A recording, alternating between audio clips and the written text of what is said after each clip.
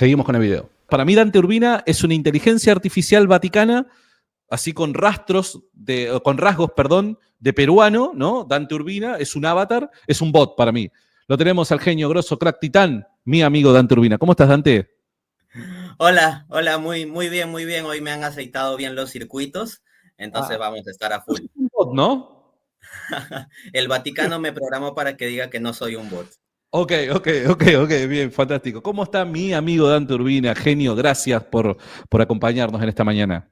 Yo estoy contento, contentísimo. Parece que hay otros que están enojados, enojadísimos, pero yo estoy contentísimo. ¿Qué sé yo? ¿Qué sé yo? Dice, hay un salmo, ¿no? Que dice ay, ¿cómo es la felicidad de tu salvación, ¿no? La alegría que me provoca tu salvación. Algo así. Hay un salmo muy lindo que dice de que la gente está alegre por causa de la salvación del Señor. Y así es que nos sentimos los católicos, ¿no?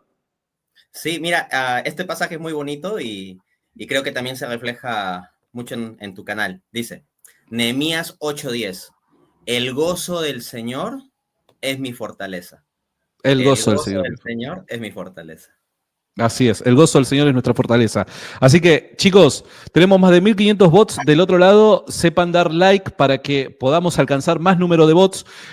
Compartir el stream, compártanlo en grupos de WhatsApp y demás. Ustedes, como bien ya saben, nosotros siempre quitamos los vivos, pero después volvemos a subir las entrevistas, los fragmentos de video y demás. Así que quédense tranquilos. Si alguien llega tarde, este video lo va a poder ver. Dante, quiero que sepas algo. Mira, te quiero tanto, decía un famoso cantante argentino. Te quiero tanto, amigo, que estoy utilizando StreamYard solamente porque viniste vos, porque la última vez querías compartir pantalla y no lo podíamos hacer.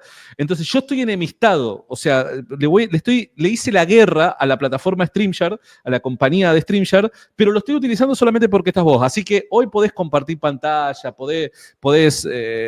es todo tuyo el stream. ¿Está bien, amigo? Ok, perfecto. Yo no suelo usar mucho la herramienta de compartir pantalla, pero sí puede. No, pero no hacía falta decirlo, o sea, me hubieras hasta compartido un meme, lo que sea, para yo estar contento de que, bueno, lo utilizamos bien al StreamYard. Bueno, no importa, un abrazo para los ejecutivos de StreamYard. El día de hoy vamos a estar, porque la gente puede pensar de que esto es clickbait. Hoy la gente utiliza el clickbait, ¿no? ¿Y el clickbait en qué sentido? Porque una cosa es un título llamativo, una cosa es una miniatura llamativa, pero que tiene que ver y está en armonía con el contenido que la persona va a ver al entrar al video. Otra cosa es el clickbait cuando hay un anuncio que es falso, ¿no? Cuando se apela al engaño, a la mentira, con el objetivo simplemente de atraer personas y ver el video para que se reproduzca, tenga alcance y demás. Hay gente que puede pensar, pero Santi, sea un poquito más honesto, es clickbait. No, no es clickbait. Y el día de hoy lo vamos a mostrar. Te lo vamos a poner en pantalla. Y si Dante no tiene nada para compartir, yo voy a poner lo que sea y voy a compartir pantalla. No importa, seguramente Biblia vamos a utilizar, así que lo van a poder ver con sus propios ojos. El título no es clickbait, así que los invitamos a todos a estar ahí siempre, siempre, siempre. Algo para tomar nota, chicos. Para tomar nota fundamental. Y si de repente te encontrás, no sé, viajando, fuera de casa, quédate tranquilo que vamos a publicar el video. Dante, nosotros hemos tomado la buena y sana costumbre de poner siempre todos nuestros streams en manos de Dios para que, independientemente del buen sentido del humor que tengamos, lo bien que la pasemos y demás, esto no cambie su objetivo, ¿está bien? O sea, el objetivo es comunicar el Evangelio. Así que, Dante, queríamos pedirte si nos acompañás en una oración, si podés estar orando, para ponerlo todo en manos de Dios. ¿Qué te parece? Sí, o sea, ¿deseas que haga la oración yo? Por favor, ¿puede ser? Sí, sí, sí, claro. Padre. Señor, nos ponemos como instrumentos en tus manos. Ayúdanos a tener la agudeza, la fuerza y también y sobre todo la caridad para expresar la verdad. Señor, que tu fuego en nosotros queme todo lo que sea imperfecto, todo lo que sea nuestro ego o nuestras propias intenciones o proyectos en todo lo que estén distintos de lo que es tu intención y proyecto, Señor. Y habiendo quemado todo eso, que seamos transparentes, de tal manera que la luz que brille no sea nuestra, no sea nuestra gloria, Señor, sino tu gloria. Que la alegría que brille no sea la nuestra, Señor, sino tu alegría. Y estando en tu gloria y estando en tu alegría, somos más nosotros mismos que bajo cualquier apariencia. Ayúdanos, Señor, a ser felices siendo instrumentos tuyos, sabiendo que a veces tú tienes que cortar, a veces tienes que podar, pero sabemos también que tú nos iluminas con el sol de tu alegría y nos riegas todos los días con el agua de tu gracia. Amén. Amén. Bueno, están todos bienvenidos, sean todos bienvenidos, y vamos a estar hablando de cómo el caso de la Biblia y el caso particularmente de algunos libros, tanto de aquellos que forman parte de la Biblia, como así también de algunos que no forman parte de la Biblia, parecen generar un problema, ser un obstáculo al caso del protestantismo. Dante, te acompaño. Bien. Los protestantes son predecibles. O para decirlo más propiamente, los apologetas protestantes o ciertos apologetas protestantes van a salir a decir, están haciendo control de daños. Yo no he venido a hacer control de daños. Yo he venido a hacer daño. He venido a hacer daño no a las personas de los protestantes. He venido a hacer daño al protestantismo para revelar su gravísima inconsistencia. Aquí no vamos a hacer control de daños, aquí vamos a hacer daño al error. Caridad para con las personas. Y por eso ante el insulto no respondemos insultando. Ante la difamación no respondemos difamando. En ocasiones necesarias salimos a aclarar algunas cosas, así como bien ha hecho Santi, por ejemplo, y a veces tiene que hacerlo, pero no es necesario salir todo el tiempo. En algunas ocasiones, según el Señor nos muestre y las circunstancias lo hagan conveniente, salimos a responder ataques y difamaciones. Pero lo fundamental que defendemos es la verdad y vamos a aplastar el error. Entonces, sí, a punta de verdad vamos a hacerle daño al error. Entonces, paso presentando la cuestión, lo que tenemos aquí. ¿El protestantismo cómo surgió? Agarrando la Biblia en contra de la iglesia. Con la Biblia en contra de la iglesia. Pero, ¿qué pasaría si el protestantismo no pudiese justificar adecuadamente la Biblia sin la iglesia? ¿Ah?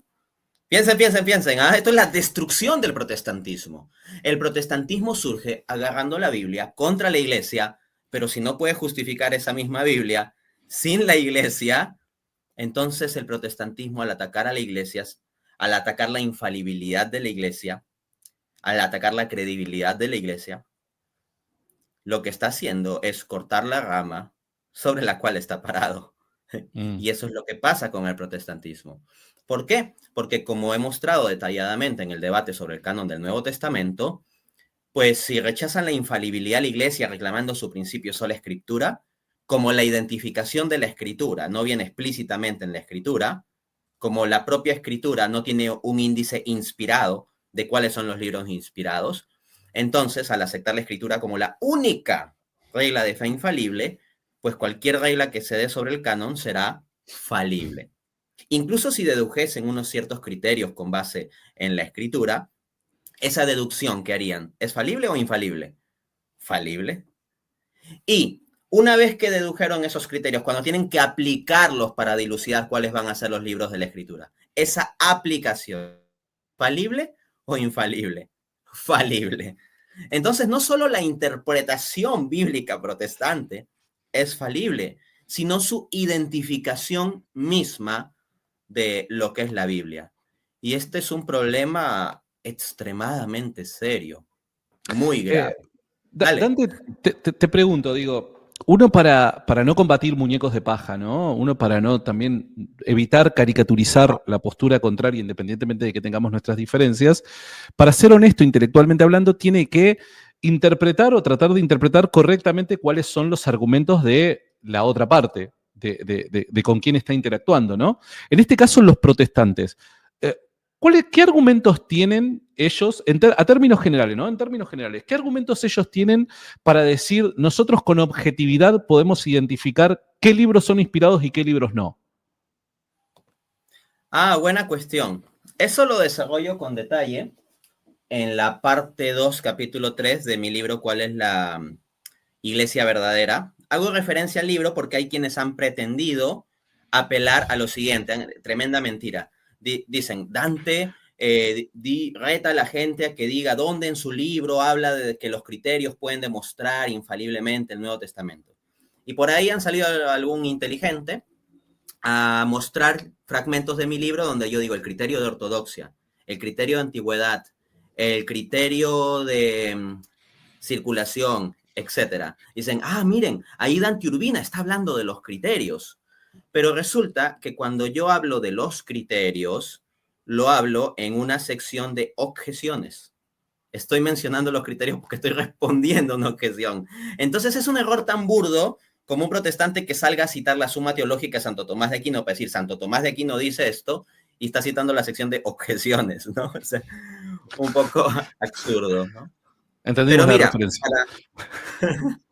para darte la especificidad, en la página 123 pongo como objeción a mi argumento, ¿no? Objeción 2.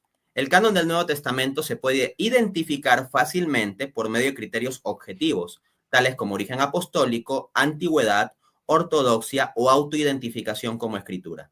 No se requiere ninguna iglesia que actúe infaliblemente para el efecto. Luego, no se prueba la tercera vía. La tercera vía sería un argumento para demostrar la veracidad del catolicismo a partir del canon, ¿no? Entonces, una línea que ellos suelen usar es esta, precisamente, a la apelación a ciertos criterios. Entonces dicen, con estos criterios podemos reconstruir el canon y no requerimos una iglesia infalible. Ok, ahora, obviamente no quiero entrar en detalle, ¿no? Pero ¿hay un listado oficial vinculante de criterios o quién dice cuáles son esos criterios? No, los protestantes se pelean sobre el asunto. De hecho... Qué raro. ¿Verdad, no? Qué raro, ellos que siempre están unidos. Qué raro. Sí, mira, en el caso de los criterios, o sea, hay múltiples criterios entre los protestantes. Ya sabemos que ellos no tienen una unidad de criterio. Dentro del ámbito académico, como tú decías que hay que buscar reflejar lo mejor posible la postura contraria, desde ya les adelanto. El académico protestante que más ha trabajado en la epistemología del canon, una cosa es la historia del canon, en donde yo destaco mucho a Lee Martin McDonald y lo vamos a ver. Pero en el área de la epistemología del canon desde el lado protestante, el más destacado es Michael Kruger, ¿ya? Y yo he hecho críticas de la tesis de Kruger en mi libro, pero respecto a lo que tú me preguntas... Para los que quizás se pierden con la palabra epistemología del canon, te referís a cómo se identifica qué libros deben formar parte del canon, ¿verdad? Exacto, cómo conocemos o reconocemos que el canon es el que es, o sea, los libros, ¿no? Entonces, con respecto al asunto de los criterios, Michael Kruger, en su libro, a ver, déjame ver, sí, Canon Revisited, editorial Crossway, Wheaton, 2012, página 75, dice, debido a la variedad de criterios de canonicidad que se han sugerido a lo largo de los años, este modelo se traslapa en ciertos puntos con otros modelos. Entonces, no hay el modelo protestante sobre el asunto del canon o el listado de criterios. Lo que hay es múltiples protestantes que dan diverso listado de criterios, de tal manera que no solo no se ponen de acuerdo en cómo se llega epistémicamente a la lista, sino en cuáles son los criterios para llegar a la lista. Por eso decía que la deducción misma de los criterios sería también falible, como evidencia el hecho de que discrepan entre eso. Ahora, independientemente de que no hay una sola lista de criterios propuestas en el mundo protestante, supongamos que hubiese una lista de criterios, cosa que no hay, pero supongamos que la hubiese.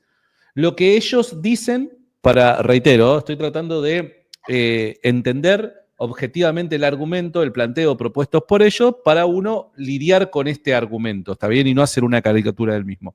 Lo que ellos dicen es, cuando este conjunto de criterios lo aplicamos a un libro, necesariamente la conclusión va a ser, esto es inspirado por Dios, si es que los cumplen. Y si no los cumplen, necesariamente va a ser la conclusión, esto no es inspirado por Dios. ¿Es así? Sí, sí, sí, sí. Así lo dicen en teoría, en la práctica nunca lo aplican. Y te voy a mostrar un caso interesante que A vi de ver. parte de un teólogo por ahí hace un tiempo. Cuando se cuestionaba que Primera y Clemente, cuando católicos apuntaban a, por ejemplo, Primera y Clemente cumple este criterio. Entonces ese teólogo protestante, ¿no? Salía a decir, ya, pero es que no se trata de que cumpla uno de los criterios, sino que los cumpla todos. Pues yo devuelvo la cuestión.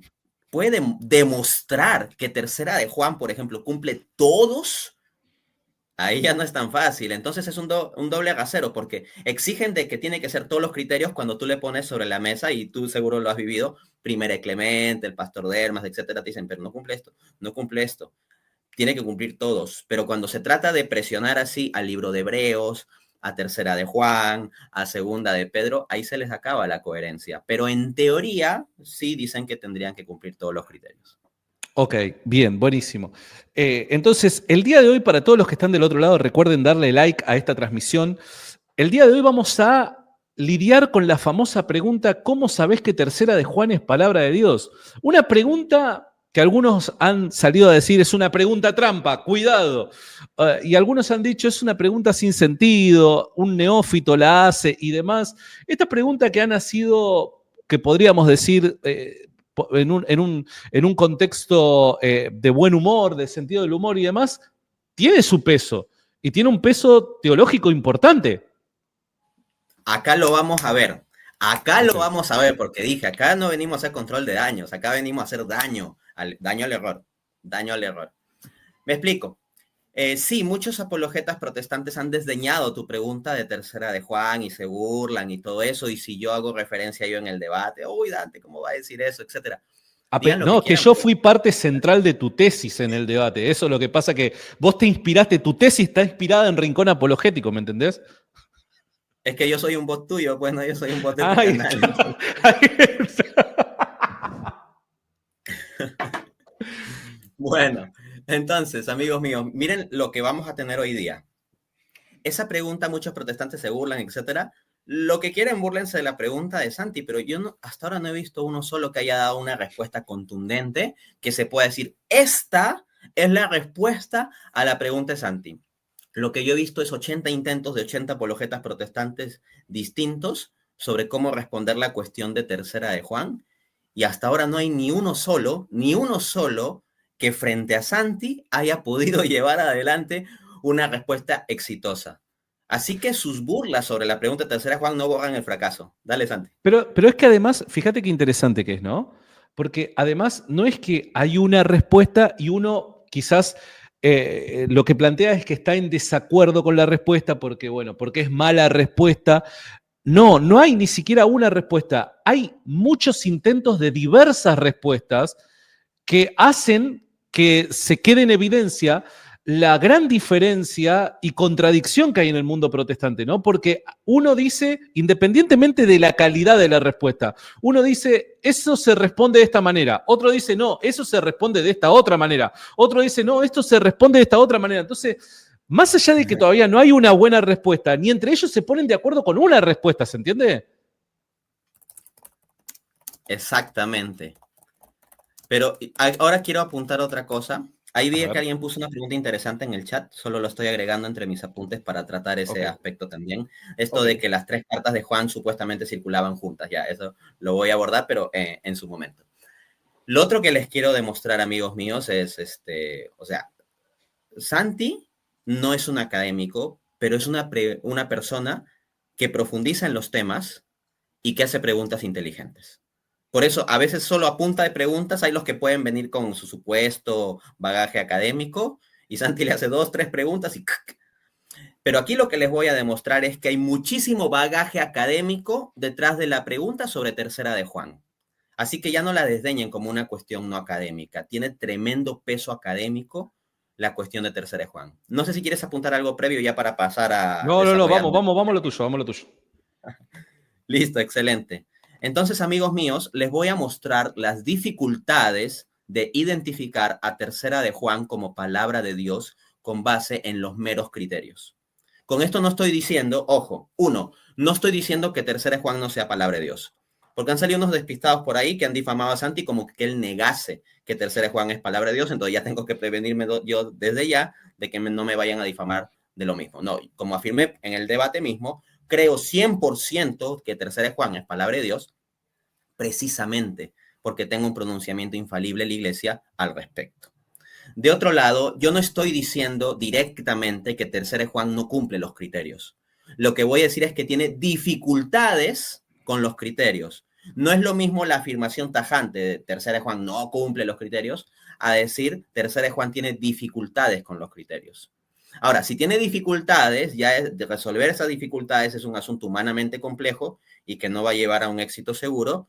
Y precisamente porque hay dificultades, no digo errores, pero sí dificultades con el texto, es que se va a requerir de una autoridad infalible que dirima el tema. Una cosa es que no requieras una autoridad infalible para que 1 más 1 es igual a 2. Y otra cosa muy distinta, distinguir que, uy, qué fácil que Tercera de Juan sí es palabra de Dios y Primera de Clemente no es palabra de Dios. Les voy a mostrar que no es tan fácil, porque en este programa vamos a hacer algo interesante. Le vamos a mostrar todas las dificultades con identificar Tercera de Juan como palabra de Dios con base en los criterios. Y con los mismos criterios vamos a mostrar cómo Primera de Clemente tendría, como humanamente hablando, muchas más chances de entrar. ¿Ok? Y por lo tanto se requiere una instancia sobrehumana que dirima por sobre eso para que nos dé garantía. Bien, vamos con esto. Voy a mostrarles 5 criterios protestantes que no son exclusivamente protestantes, mejor dicho, 5 criterios usados por protestantes para resolver el tema como si fuese fácil. No lo es. Primer criterio. Evidencia interna. El criterio de evidencia interna se aplica a distintos modos. Puede ir desde examinar el texto, a ver qué es lo que dice, hasta cuestiones como ver si el texto explícitamente dice que es inspirado, si la forma en que escribe hace que se parezca a otros documentos que se atribuyen al mismo autor, más o menos así. Son algunos aspectos que se tienen en cuenta en este criterio. O sea, hasta en cómo definir y entender los criterios también se pelean, ¿no? Bien, en términos del contenido de Tercera de Juan, vamos a compartir pantalla, Santi, para que valga la pena el stream ya. Gracias. Compártenos Tercera de Juan completo. Porque es cortísimo. Y ya empezando por ahí, o sea, es un libro extremadamente corto, ¿ah? Entonces, sí. Dante, discúlpame, nosotros en este canal utilizamos la versión Reina Valera 1960 porque creemos que es la mejor traducción que haya existido jamás, así inspirada. Que no sé si te molesta. Inspirada, es una traducción inspirada, no solamente el libro redactado es inspirado, sino que la traducción es inspirada. ¿Te molesta? No, mejor aún para que no haya objeción, ¿no? Que sea la traducción del bot oficial del protestantismo. Ok. Ya vamos para allá. Ahí estamos. Tercera de Juan con ustedes, muchachos. Ahí, baja un poco. Ahí está el texto, ya. Ponle control F. Vamos a buscar una palabrita. Control F. Ah, pará, que lo tengo acá. Pará, ahí está. Control F, ahí está. Decime, y busca ¿qué palabra la palabra busca? Cristo.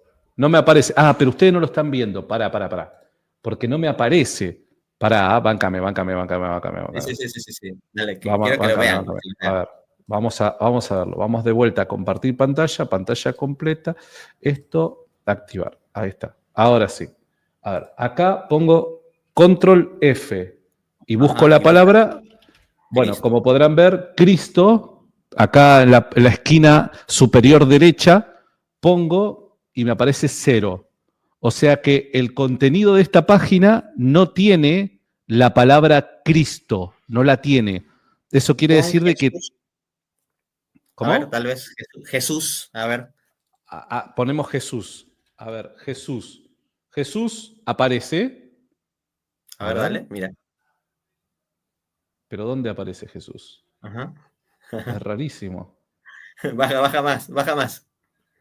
No está en la carta. Claro, puede ser de que aparezca en la página. Exacto, pero en la carta no aparece. En la carta no me aparece. Pará. A ver, pará. ¿Dónde está Jesús? Debería estar... ¿Dónde está Jesús? Pará, es buenísimo esto. ¿Dónde está Jesús? Me lo marca como que tendría que estar por acá, pero no me aparece. ¿Será de que está en los... a ver, pará. La parte de recursos. Ahí está, Ah, ahí mirá, está. en la parte de recursos me tiró Jesús. Claro, porque me está vendiendo acá el libro How to Read the Bible. Y ahí dice Jesús Lenz. Y acá está Jesús. Claro, ahora entendí. Ahí está, ahora entendí. Pará, ¿y ahora cómo salgo de acá, Dante? Pará. Ahí está, ahora sí. Me voy de vuelta al Ciérralo pasado. nomás, Ahí está. solo eso quería mostrar por lo pronto. Ok. Bueno, gracias. Me hiciste feliz el día de hoy con haber utilizado la pantalla, compartir pantalla. Excelente. Igual si tienen duda de la referencia a una cita, puedo compartir mi Word con la cita exacta, ¿no? Yo no me da chance de hacer diapositivas bonitas. Listo. Entonces, en términos de contenido doctrinal, estamos hablando del Nuevo Testamento. Lo central es que un documento predique a Cristo. Y, o sea, Cristo, Jesús aparece 0 veces. Entonces, eso ya llama la atención. Ojo, no estoy diciendo que el libro hable en contra de Cristo o que no haya reflejado valores cristianos, pero Primera Clemente tampoco habla en contra de Cristo, la Didache tampoco habla en contra de Cristo, la Didache refleja valores cristianos, Primera Clemente refleja valores cristianos. Entonces los apologetas protestantes, cuando ven que no aparece la palabra Cristo, acuden a decir cosas, no, pero el mensaje cristiano, la moral cristiana, el amor cristiano. Oye, con esa lógica, un montón de otros documentos, Primera Clemente, la Epístola de Bernabé, la Didache, etcétera, podrían ser defendidos también, ¿no? Pero vamos a otro aspecto. Básicamente, algunos intentan justificar Tercera de Juan conectándolo con Primera de Juan. Entonces, como escrito juánico. Entonces, como no se puede defender tanto por sí mismo, tratan de hacer el ejercicio de conectarlo con los otros y como ya lo ponen en el paquete escritos juaninos, ya pues, asunto resuelto. Pero no es tan fácil, señores. Porque miren lo que dice el académico protestante, profesor de la Universidad de Cambridge, Charles Harold Dodd, en su libro The Johannine Epistles, editorial Harper and Row, New York, 1946, página 62 en Romanos, de parte introductoria. Cito. Análisis del vocabulario de Tercera de Juan muestran los siguientes resultados. El número total de palabras usadas es 99. O 78 palabras significativas. De estas, 23 no se hallan ni en Primera de Juan ni en el Cuarto Evangelio. Luego agrega, el número total de palabras no juaninas significativas en Segunda de Juan llega justo debajo del 20%. En Tercera de Juan, casi exactamente 30%. Tercera de Juan es, por tanto, apreciablemente menos juanina en su vocabulario. Y cierra diciendo, asimismo, Tercera de Juan tiene solo un pasaje paralelo con Primera de Juan. Ojo, yo no estoy negando que pueda haber paralelos o algo así, pero la mera apelación de la conexión de Tercera de Juan con Primera de Juan no es tan fácil el asunto. Vemos que está lleno de dificultades.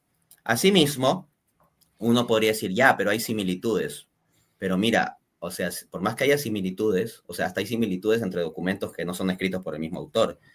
Y hay notables diferencias también, pero en cuanto a las similitudes, tampoco implica concluir necesariamente que lo escribió el mismo autor. Porque miren lo que nos dice el académico protestante, presbítero episcopaliano PhD por el Graduate Theological Union en Berkeley, California, Scott Sinclair. En su artículo The Gospel and the Epistles of John, de la Dominican University of California, 2016, página 8, dice, las similitudes entre los documentos pueden deberse a una teología y un estilo de escritura comunitarios. Recuerden que en el mundo académico hay con esto cierro la hipótesis de la comunidad juanina. Entonces, mientras no se descarte esa posibilidad, el argumento protestante no es claro. Dale, Santi, con eso cierra sobre ese criterio. Pero yo me preguntaba, ¿no? Y digo, a ver, en el caso de que haya escrito un discípulo directo de los apóstoles, ¿no deberíamos esperar que utilice justamente las similitudes o que haya en el escrito dichas similitudes en cuanto a la forma de comunicar el evangelio, dado que lo aprendió de un X maestro? Entonces, ¿Qué quiero decir con esto? Que la similitud entre un escrito y el otro no necesariamente quiere decir que tienen el mismo autor, porque tranquilamente esas similitudes se puede dar por la familiaridad que puede haber entre los dos autores, esa relación estrecha entre maestro y discípulo, ¿o estoy equivocado? Bueno, Santi, lo que pasa es que hay cierta lógica de acuerdo con la cual si yo hago la pregunta, ¿Tercera de Juan es palabra de Dios? Significa que tú eres el autor de mi discurso de apertura. Claro. Exacto, porque usé tus mismas palabras vos, y viceversa. Exacto, sí, totalmente, totalmente, totalmente. Vamos con Sí. el segundo criterio, entonces. Pero para. El primer Sí, criterio dale. es el de evidencia interna. Ajá. Hemos visto de que la carta no posee, por dar un ejemplo, o no utiliza la palabra Cristo, no utiliza la palabra Jesús, el nombre Jesús no aparece. Pero mucha gente dice, bueno, pero también la evidencia interna es el testimonio que da la carta respecto a sí mismo, y no solamente a su autor, sino que el documento supone que es palabra de Dios. En la carta no encontramos que el documento, el autor en el documento suponga que lo que está escribiendo es palabra de Dios, ¿verdad? Vamos a dar gusto con el StreamYard. Comparte el texto Tercera de Juan. ¿Viste? Lo estoy haciendo a propósito. Lo estoy haciendo a propósito porque hay que, hay que darle razón de ser a esto, al usuario StreamYard. Acá estamos, nuevamente, la salutación. Acá estamos. Sí. Déjalo ahí nomás. Yo quiero Ajá. leer cómo inicia Apocalipsis. Dame un segundo. Apocalipsis 1, dice 1:1. La revelación de Jesucristo que Dios le dio para manifestar a sus siervos. O sea, ese libro Apocalipsis entra con todo. Te está diciendo la revelación de Jesucristo. Ya, ¿me lees el inicio de Tercera de Juan, Santi? Sí, dice, el anciano Agallo, el amado, a quien amo en la verdad. Amado, yo deseo que tú seas prosperado en todas las cosas y que tengas salud, así como prospera tu alma. ¿Continuó? Hasta ahí está bien. Santi, ¿no escribiríamos nosotros como cristianos a una carta así a un amigo? Y Iniciando sí, así. la verdad, o sea, es un deseo personal, ¿no? Mirá, yo, Dante, acá Santiago Alarcón desde Buenos Aires, Argentina. Hermano amado, deseo con todo mi corazón de que Dios te prospere en todas las cosas. ¿Eso que acaso no es evidencia que estoy siendo inspirado por el Espíritu Santo? Entonces, ven, ¿no? La carta se presenta en términos internos. Sabemos que es palabra de Dios, no lo estamos poniendo en cuestión. Pero si vamos a la mera evidencia interna, o sea, el modo en que se presenta es como una carta personal. Que habla de Dios nadie lo niega, que refleja valores cristianos nadie lo niega, pero cualquier cristiano del siglo I, del siglo II o del siglo VIII, escribiendo a otro cristiano, reflejaría también eso y no por eso lo metemos al canon. Uh-huh. Así es, así es, así es. Estamos, recuerden, con Dante Urbina. En el comentario fijado del chat en vivo tenemos el enlace al canal de YouTube de Dante. Si no te suscribiste, anda y suscríbete, que está realmente buenísimo. En este preciso momento tenemos 3.000 bots en el chat. Les mando un abrazo enorme a todos los que están conectados. Gracias. Y den like, que es fundamental para seguir alcanzando nuevos bots. Sí. Sí, porfa, suscríbanse a mi canal. Yo también necesito bots. Dante, ¿qué pasa? ¿El Vaticano no te está financiando los bots? Un poquito más, ¿no? Así. Es que han desviado más fondos para tu lado. Es cierto, es cierto. Es que, bueno, hasta hace poco el Papa era argentino y jugaba un poquito para mi lado, ¿no? ¿Verdad, no? Con razón mi canal ha crecido un poco más últimamente. Es Claro, cierto. ahora con el Papa León se está yendo todo para Perú. ¿Qué es lo que está pasando? Por eso es. Así es. Ay, ay, ay. Vamos con el segundo criterio. El Segundo de criterio. apostolicidad. Apostolicidad. Entonces se dirá, bueno, Dante, pero un cristiano del siglo VIII no va a entrar al canon porque acá estamos hablando de lo que escribió un apóstol. No es tan fácil. Si nos quedamos en los meros criterios y sin apelar a la Iglesia Católica, etcétera, como instancia infalible, pues lo que les queda es la discusión académica. Y miren lo que dice, fíjate a quién voy a citar, el presidente de la Evangelical Theological Society, Craig Kinner, en su libro de Este seguro va en armonía, está en armonía con los apologetas protestantes de redes. Este seguro. Dice Craig Kinner, en su libro The Gospel of John, Baker Academy, Grand Rapids, 2018, introducción, cito. La autoría común para bastante la literatura juanina y la autoría apostólica para el cuarto evangelio son opiniones minoritarias en círculos académicos, algunas veces asociadas, agárrate Santi, mira, o algunas veces asociadas con el descrédito de depender de la tradición de la iglesia. Fin de cita.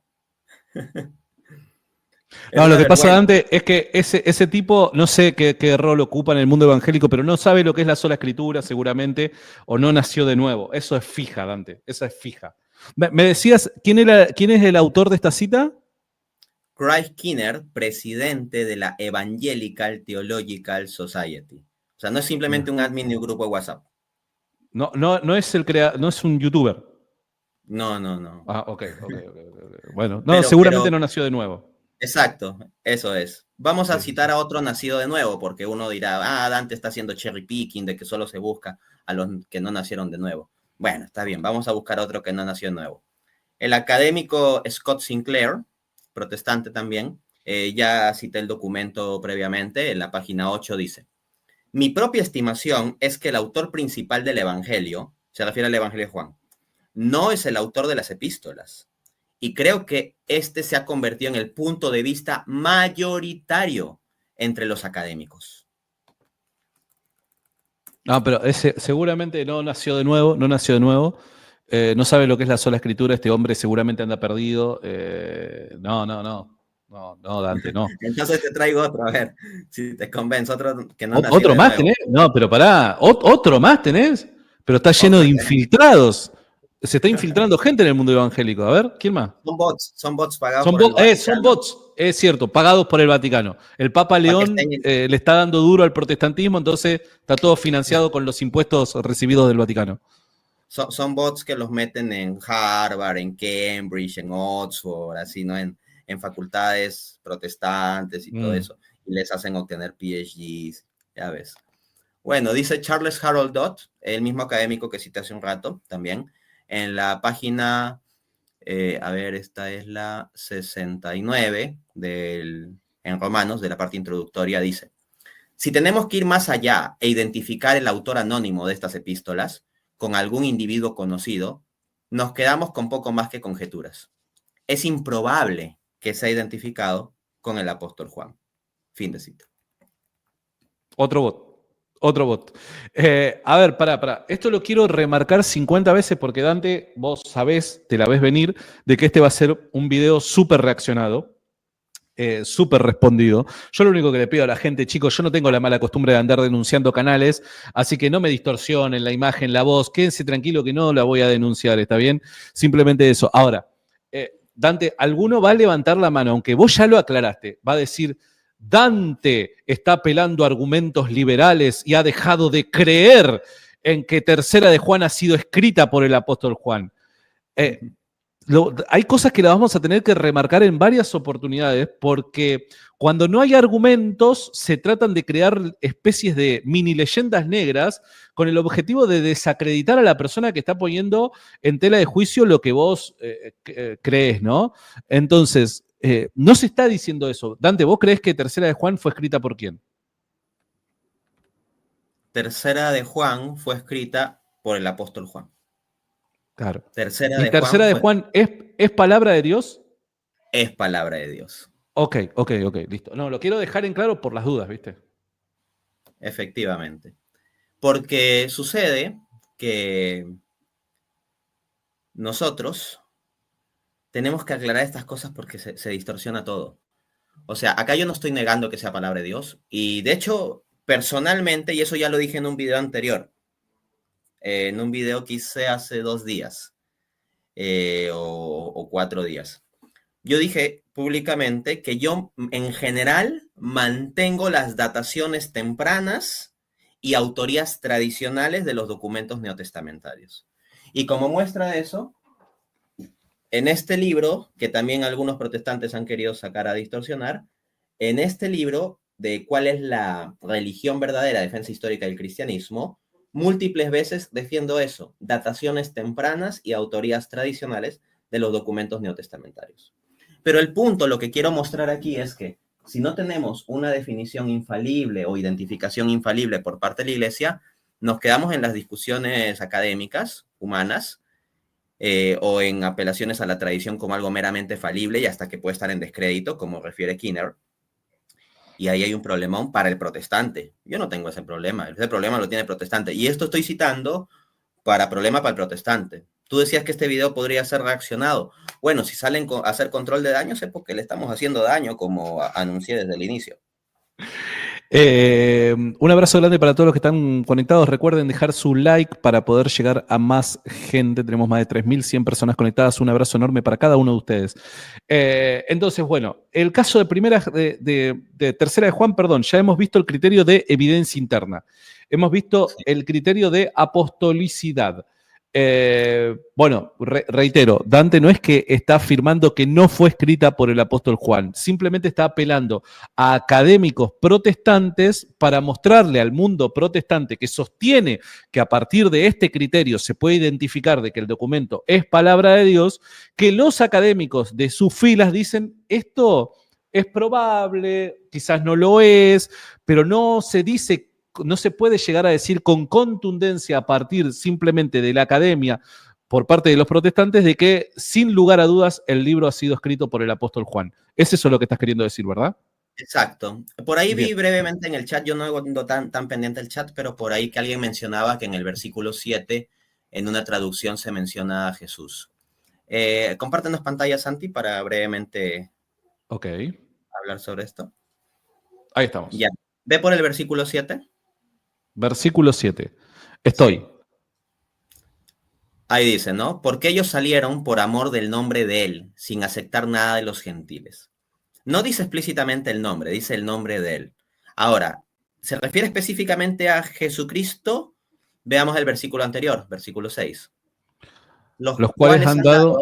Dale. Ajá. Los cuales han dado ante la iglesia testimonio de tu amor, y harás bien en encaminarlos como es digno de su servicio a Dios, para que continúen su viaje. Entonces, no se está hablando explícitamente de Cristo, distintivamente de Cristo en el pasaje anterior. Se está hablando de cierta persona y se está hablando de Dios en general. Claro. ¿No? Ahora bien, uno dirá, pero se menciona a Dios, sí. Sí, ok, señores protestantes, pero si de hecho, perdón, pero la misma Reina Valera lo identifica de esta manera al poner él con minúscula, ¿no? Claro, porque hay traducciones que suelen poner en mayúscula. Sí, hay veces de que la Reina Valera lo pone en mayúscula, sí. Sí. Pero les tengo una sorpresita. Ahí, quita pantalla de Santi. Ok. El argumento fue específicamente de forma explícita a Cristo, no que no se haga referencia a Dios, pero no sé, Santi, si sabes, hay un libro del canon protestante que no menciona a Dios ni una sola vez, ni siquiera a Dios. El libro de Esther. En la versión protestante, sí, en la versión protestante el libro de Esther no se menciona ni una sola vez a Dios. Los protestantes tienen en su canon un libro que no menciona a Dios ni una sola vez. En cambio, en la versión católica, que reconoce la versión griega de Esther, en la versión griega, con la llamada porción deuterocanónica, sí se menciona a Dios. Y cuando Primera de Clemente, o sea, Clemente Roma en el siglo I, hace referencia al libro de Esther, dice que ella oró a Dios, lo cual muestra que la versión que en el siglo I tenía Clemente Roma no era la protestante, sino la católica con deuterocanónicos. Uy, amigo, bueno. El bombazo que acabas de tirar, disculpame. Los bots están enloquecidos en el chat. No, el bombazo que acabas de tirar, esa no la tenías bien guardada, esa no la tenía. No la tenía, me encantó. Justo que nosotros que estamos ahora leyendo Primera de Clemente o arrancando a leer Primera de Clemente, me encanta. Esa no la sabía, te juro. Sí. Ahora vamos a terminar de obliterar la apelación al criterio de apostolicidad. Este es el que más tiempo nos va a tratar. Los otros van a ser más rápidos, no hay problema. Miren, hemos citado a bots académicos protestantes financiados por el Vaticano en el siglo XX o XXI, pero ya no pueden apelar a esa escapatoria si les cito gente del siglo II, porque en esa época no estaban los bots. Aunque me podrían decir que el Vaticano tiene una máquina del tiempo oculta y que los mandó para allá. ¿Puede ser, no, Santi? Y puede ser, qué sé yo. Si creemos en reptilianos, los ovnis y cosas por el estilo, bueno, podemos creer en máquinas del tiempo también. Entonces, vámonos en el tiempo al siglo II, inicios del siglo II. Papías de Hierápolis, en su exposición sobre las palabras de nuestro Señor, escribe: yo consideraba lo que decían Andrés, Pedro, Felipe, Tomás, Santiago, Juan, Mateo o cualquier otro de entre los apóstoles de nuestro Señor. Lo que también habían dicho Aristión y Juan el presbítero, discípulos del Señor. El punto es que el autor de Tercera de Juan se identifica a sí mismo como Juan el presbítero o Juan el anciano. Y aquí se nos está presentando en un escrito de inicios del siglo II a Juan el presbítero como alguien distinto de Juan el apóstol. Y resulta que esta no es solo mi interpretación personal, sino que en los primeros siglos, Eusebio de Cesarea, en su Historia Eclesiástica, libro 3, capítulo 39, numerales del 5 al 6, dice sobre esta cita de Papías. Vale la pena observar aquí que el nombre de Juan es nombrado 2 veces.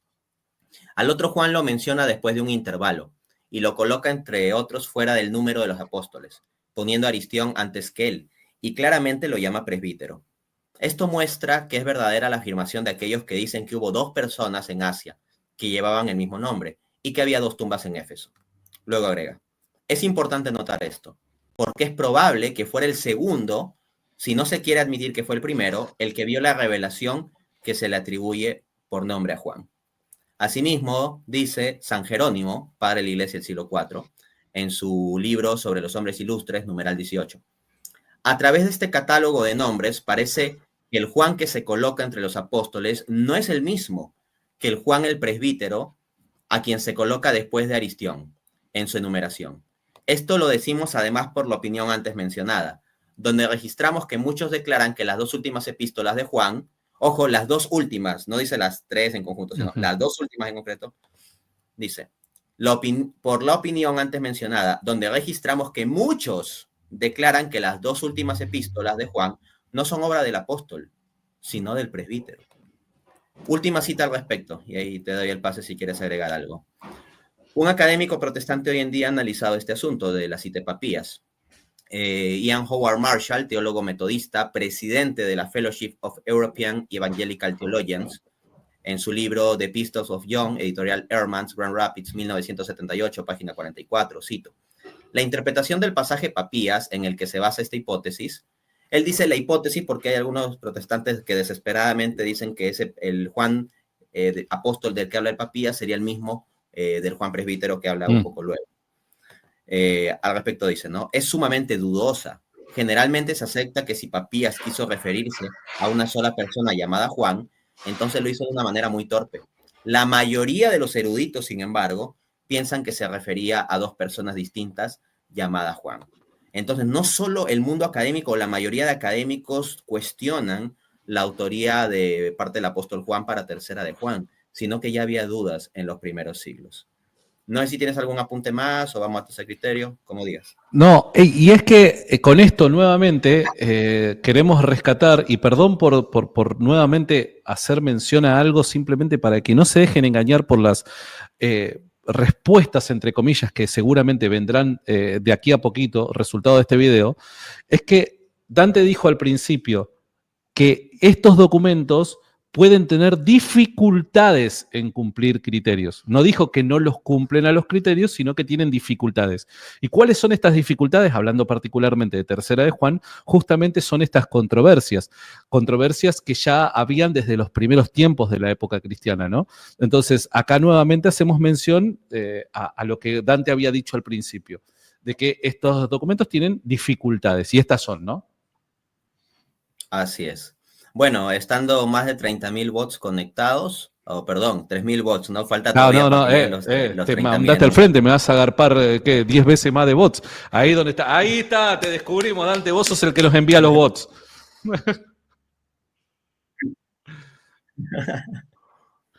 Vamos con el tercer criterio, de circulación. Dice el académico protestante Daniel Akin, presidente del Southeastern Baptist Theological Seminary. Bancame un segundo. Antes del John que vas a leer, no sé cómo se llamaba, el criterio de apostolicidad, porque no sé si esto viene más adelante, pero el criterio de apostolicidad significa de que tiene que ser escrito por un apóstol, necesariamente, porque después tenemos el caso de los documentos que no han sido escritos por apóstoles. No sé si esto lo vas a tocar más adelante. ¿Lo tocas más adelante?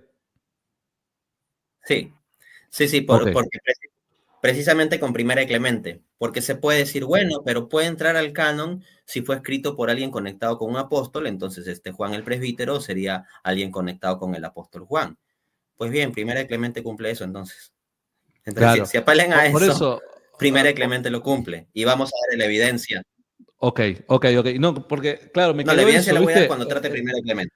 Es que el criterio, recuerden lo siguiente, como dijimos al principio, estos criterios dicen de que necesariamente deben cumplirlo cada uno de los libros que forman parte del Nuevo Testamento para constatar de que estos libros son necesariamente palabra de Dios inspirados por el Espíritu Santo.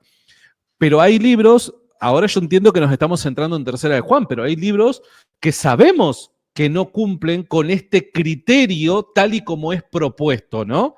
Por dar un ejemplo, si cuando hablamos de apostolicidad, porque también depende de quién defina lo que es apostolicidad en esta diversidad de pensamiento que hay, pero si queremos decir con apostolicidad que necesariamente es que el documento tiene como autor a uno de los apóstoles, es sabido de que no todos los documentos del Nuevo Testamento tiene como autor a un apóstol. ¿Está bien? Eso lo quería dejar en claro, pero vamos a retomar más adelante entonces. Exacto, y todo esto las respuestas protestantes sobre esto, todas se van a estrellar cuando veamos Primera y Clemente. Bien, Ahí. buenísimo. Todas Seguimos las entonces, seguimos. apelaciones que hagan van a estrellarse con Primera y Clemente. Tercer criterio de circulación. Significa que el documento pues circula entre las comunidades, ¿no? Dice Daniel Akin, académico protestante, presidente del Southeastern Baptist Theological Seminary, en su artículo John Letters en Holman Illustrated Bible Dictionary, editorial Holman, Nashville 2001, página 938. Cito. Segunda y tercera de Juan no circularon ampliamente debido a su carácter privado y brevedad, y no fueron bien reconocidas entre las iglesias. Fin de cita. Entonces, cuando al comienzo alguien decía, no, pero ¿qué pasa con esto de que circularon junto con Primera de Juan? No siempre. Y de hecho, muchas de las veces circulaba Primera de Juan, pero no se adjuntaba Segunda o Tercera de Juan, o cuando se adjuntaba había dudas. Dale, Santi. Ah, pero ¿cómo que no circulaba? Pará. No, número uno. Viste que, perdón, pero perdón por la referencia, pero hay gente que está tratando de empantanar el diálogo diciendo de que Dante no cita correctamente, ¿no? Como hemos visto, Dante está citando constantemente autor, obra, hasta año de publicación de la obra, página, etcétera. Entonces, eso lo quiero dejar en claro porque hay gente que, viste, Dante te está queriendo decir de que vos no citás correctamente, entonces como que no tienen forma de chequear esto que estás diciendo en las fuentes supuestamente mencionadas. Número dos. Este académico, escuché bien, es católico, No, no, no. Es protestante y es es nada protestante. menos que presidente del Southeastern Baptist Theological Seminary, o sea, un seminario teológico bautista. Pero bueno, es presidente del seminario teológico, pero seguramente no es teólogo, ¿no? Tiene su Bueno, PhD y todo eso, capaz ¿no? que, bueno, capaz que, no sé, caía bien, lo pusieron de director del seminario teológico, pero bueno, capaz que no era teólogo, capaz que no sabe lo que es la sola escritura. Ok, bien, buenísimo. Entonces, según este protestante académico, no había una circulación Amplia. O sea, de que amplia. había circulado por ahí, sí, ¿no? Pero Claro, no había amplia, una ¿no? circulación amplia en los primeros tiempos del cristianismo, en el famoso cristianismo primitivo preniceno, de estas epístolas, particularmente Tercera de Juan, perdón. Efectivamente. Ok, Efectivamente. ok.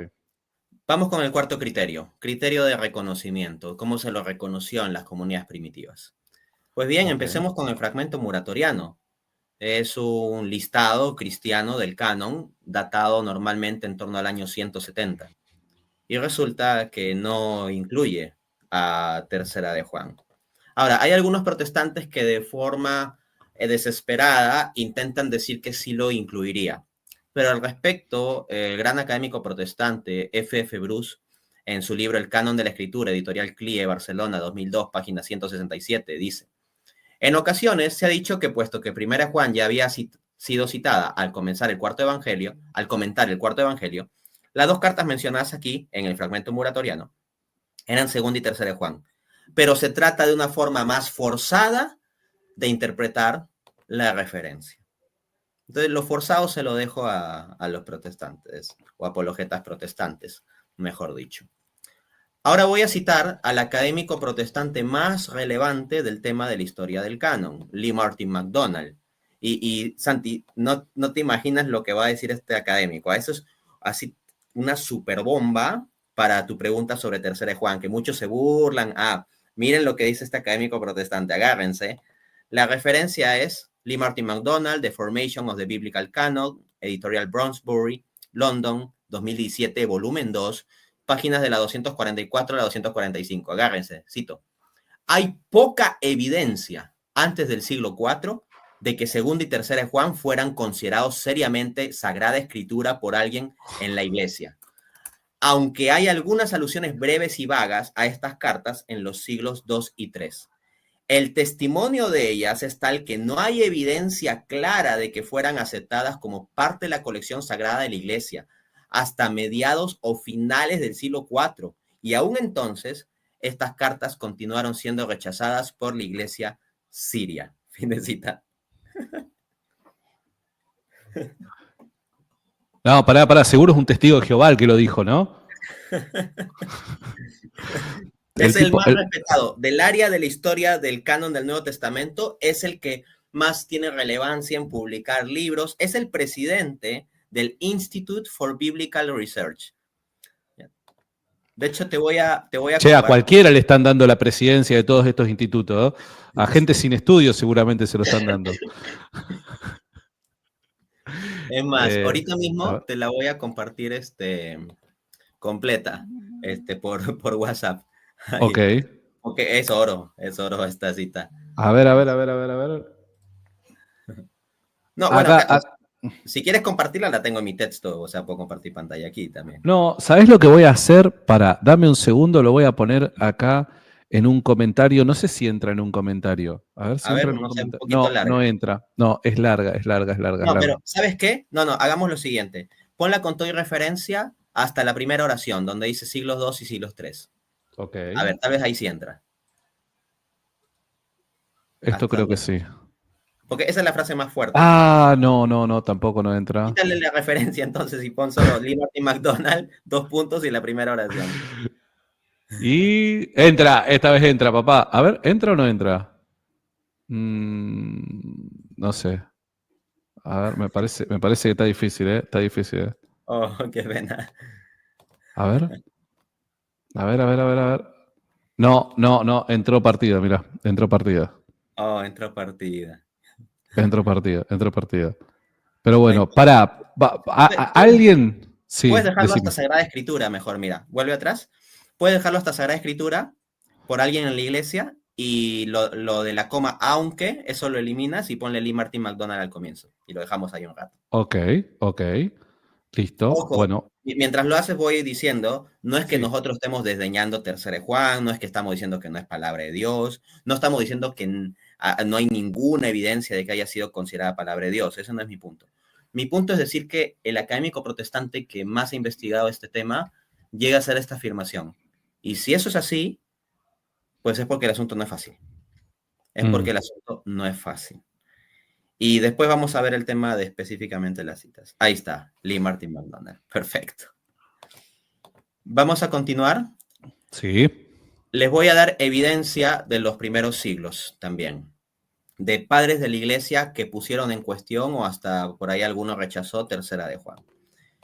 Orígenes, comentarios sobre el Evangelio de Juan, libro 5, capítulo 3. Bueno, un escritor eclesiástico, dice: Juan también dejó una epístola de unas pocas líneas y posiblemente una segunda y una tercera, aunque no todos las reconocen como genuinas. Ojo, Orígenes de finales del siglo II, inicio del siglo III, y reporta que hay dudas. Eusebio de Cesarea, en Historia Eclesiástica, libro 3, capítulo 24, numerales 17 y 18, cita: de los escritos de Juan, no solo su evangelio, sino también la primera de sus epístolas, han sido aceptados sin disputa, tanto ahora como en la antigüedad. Pero los otros dos están en disputa. Respecto al Apocalipsis, las opiniones de la mayoría están todavía divididas. Apocalipsis tiene sus problemas, dice la opinión de la mayoría están todavía divididas y estamos hablando de inicios del siglo IV. Ya. Pero acá está bien, no entraron Lee Martin McDonald, nunca entró acá en el stream, entraron otras personas, pero por lo general cuando tengo conversaciones con protestantes, por lo general a mí me dicen de que ya para principios del siglo II ya todos sabían del Nuevo Testamento qué libros eran palabra de Dios y qué libros no. ¿Estás seguro? ¿Vos chequeaste esta cita? Está bien chequeada. Les vuelvo a dar la referencia para que no haya ninguna duda. La referencia es aquí. Mientras tanto, estamos con Dante Urbina. En el comentario fijado del chat en vivo tienen el canal de Dante para suscribirse y apoyar todo el laburo que hace Dante en redes. Y vayan los bots para allá. Listo. Dice, la referencia es The Formation of the Biblical Canon, editorial Bronsbury, London, 2017, volumen 2, no el 1, volumen 2, páginas 244 a 245. Ahí tienen la referencia. Por último, sobre este criterio, cito a Bruce Metzger, que en su libro The Canon of the New Testament, Clarendon Press, Oxford, 1989, página 213, dice: el hecho de que cuando Dídimo cita, Dídimo se refiere a Dídimo el Ciego, que es un autor cristiano, padre de la iglesia, ¿no? Cuando Dídimo cita Primera de Juan, se refiere a ella como la epístola de Juan y no la primera epístola de Juan, debe significar que él no aceptó el estatus canónico de segunda y tercera de Juan. No es mi inferencia, es lo que infiere este gigante académico protestante, cualquiera que sepa de la historicidad. Ah, era protestante. También este muchacho también es protestante. Bruce Metzger, Santi, lo conoces bien. Bruce Metzger. No, yo pensé que era católico. Ay, un bot del Vaticano. Un bot del Vaticano. Ok. Protestante también. Ok. Vamos con el quinto criterio. Quinto criterio. Sí, y cerramos con lo de Tercera de Juan y ahora vamos con Clemente. Dale, a ver. Quinto criterio impacto. Nos dice la página Ecatena, editada por Peter Kirby, en el artículo Third John, ¿no? Tercera de Juan. ¿Qué significa Ecatena? Ecatena se presenta como, cito, la colección más abarcativa de alusiones de los padres prenicenos a los textos del Nuevo Testamento. O sea, es una página que se dedica a buscar referencias neotestamentarias en los escritos de los padres de la iglesia. ¿Ya? Noten que es, una fuente que se dedica a esto. Dice lo siguiente: Tertuliano sobre la monogamia, capítulo 6. Frente al ejemplo de David, proveyéndose de matrimonios incluso por medios sangrientos, tú estás llamado a seguir las cosas mejores. Quiero que noten lo siguiente. En esa referencia, cuando dice seguir las cosas mejores, entre paréntesis, se pone Tercera de Juan, versículo 11. O sea, la única referencia que logró encontrar esta página de que ve las citas de los padres prenicenos para Tercera de Juan es esta. Noten, 1, Tertuliano no es un padre de la iglesia, es un escritor eclesiástico. Número 2, no lo cita diciendo la escritura. Y tercero, es hasta dudoso que haya la cita, porque la única conexión con Tercera de Juan es la frasecita, seguir las cosas mejores. Nada más. Entonces, lo que dice McDonald, por más que pueda sonar muy fuerte de que en los 3 primeros siglos difícilmente se puede decir que seriamente se lo postuló como palabra de Dios, tiene su peso por la evidencia, o mejor dicho, la falta de evidencia en torno a Tercera de Juan. Con eso cierro sobre Tercera de Juan. Antes de ir a Clemente, no sé si algo quieres comentar. Bueno, nada, que la pregunta no parece ser muy tonta. Es Tercera de Juan, palabra de Dios, ¿cómo lo sabés? Y no parece ser muy tonta, ¿no? Estamos con Dante Urbina, chicos, tenemos más de 3.100 personas en vivo. Un abrazo enorme para todos los que están conectados. En el comentario fijado del chat en vivo tenés el enlace al canal de YouTube de Dante Urbina. Andá, seguilo, suscríbete a su canal para poder seguir todo el contenido que él hace en redes sociales, que nos sirve tanto. Así que me parece que todavía se mantiene en pie al menos algo de importancia y de seriedad deberíamos darle, ¿no? La pregunta. Yo creo que tal vez, ¿no? Porque hemos acá para mostrar el sustento académico detrás de la pregunta, citado pues algunos desconocidos sin ningún Mm. conocimiento académico, como Charles Harold Dodd, Scholzy Crane, Craig Kinner, hemos citado a Ian Howard Marshall, Daniel Akin, F.F. Bruce, Lee Martin McDonald, Bruce Metzger, pero bueno, parece que todos ellos son neófitos. Pero seguramente, sí, seguramente son gente que no congregaba, que no había nacido de nuevo y que no saben lo que es la sola escritura. Seguro, fija, es fija, es fija.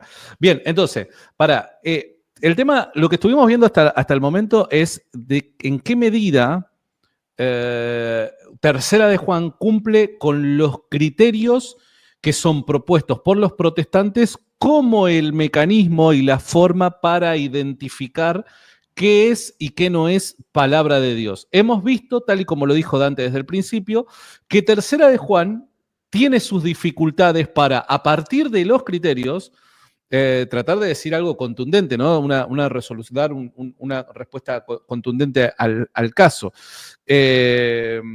Vamos a ver qué otra cosa, Dante, entonces ahora.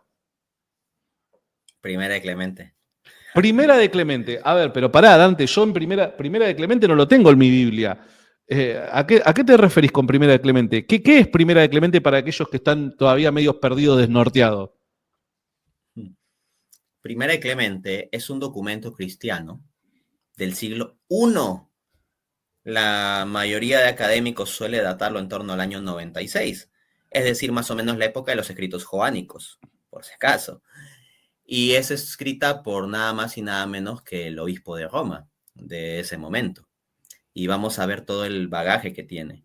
Lo que voy a mostrar a continuación es, vamos a agarrar los mismos criterios, los 5 criterios con los cuales vimos que hay dificultades. Yo no digo errores o no canonicidad, pero sí dificultades en identificar Tercera de Juan como palabra de Dios, al menos si dependemos solo de esos criterios, y si no, no se tiene una iglesia infalible para definirlo, pues véanselas pues. Y ahora esos mismos 5 los vamos a aplicar para Primera de Clemente, pero para ver cómo tendría muchos puntos a favor de entrar como palabra de Dios. Con esto no estamos diciendo que Primera de Clemente debe ser agregado como un libro más en el Nuevo Testamento, porque ya sabemos que nos van a querer difamar. Pero lo que estamos diciendo es que toda esta evidencia a favor, por decirlo así, de Primera de Clemente, demuestra que el asunto de la mera apelación a los criterios no es fácil. Vamos entonces con el primer criterio. Vamos. El criterio de evidencia interna.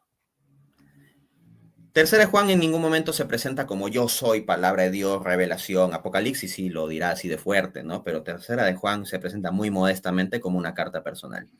Pues bien, miren cómo habla Primera de Clemente. Primera de Clemente, capítulo 63.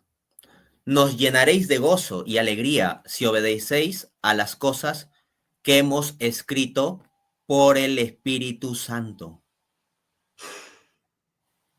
Para. Está diciendo el autor está diciendo que lo que escribió, lo escribió por el Espíritu Santo. Así es. O sea, guiado por el Espíritu Santo. Dice por el Espíritu Santo. O sea, la cita textual es a las cosas que hemos escrito por el Espíritu Santo. Así claro, yo cuando... A ver, para. Vamos a calmarnos un poco. A ver, yo no quiero decir que yo creo que ha sido o no guiado por el Espíritu Santo, pero el autor parece que por las palabras que emplea, él cree estar siendo de alguna manera ayudado, asistido, empujado, motivado, llamarlo como le quiera llamar, por el Espíritu Santo. ¿Parece primera impresión eso o estoy equivocado? Así es, amigo mío. Sin embargo, antes de que salga algún protestante a decir, pero entonces está hablando herejía, porque se considera a sí mismo como un documento canónico que debe entrar como el 28avo en la Biblia, yo le diría, antes que salgan con esas difamaciones, infórmense un poquito más. Y los voy a informar con un académico protestante, PhD por la Universidad de Harvard, Albert Sandberg, que en su artículo The Bible Canon and the Christian Doctrine of Inspiration, publicado en Union Seminary Review, volumen 29, número 4, 1975, páginas 364 a 365, dice: a lo largo de la historia, la canonización del Nuevo Testamento, la doctrina cristiana de la inspiración no podía servir como criterio de canonización. Ciertamente no porque la inspiración de las escrituras estuviera en duda, sino porque la doctrina de la inspiración era tan amplia en la iglesia que no la limitaba al canon de las escrituras.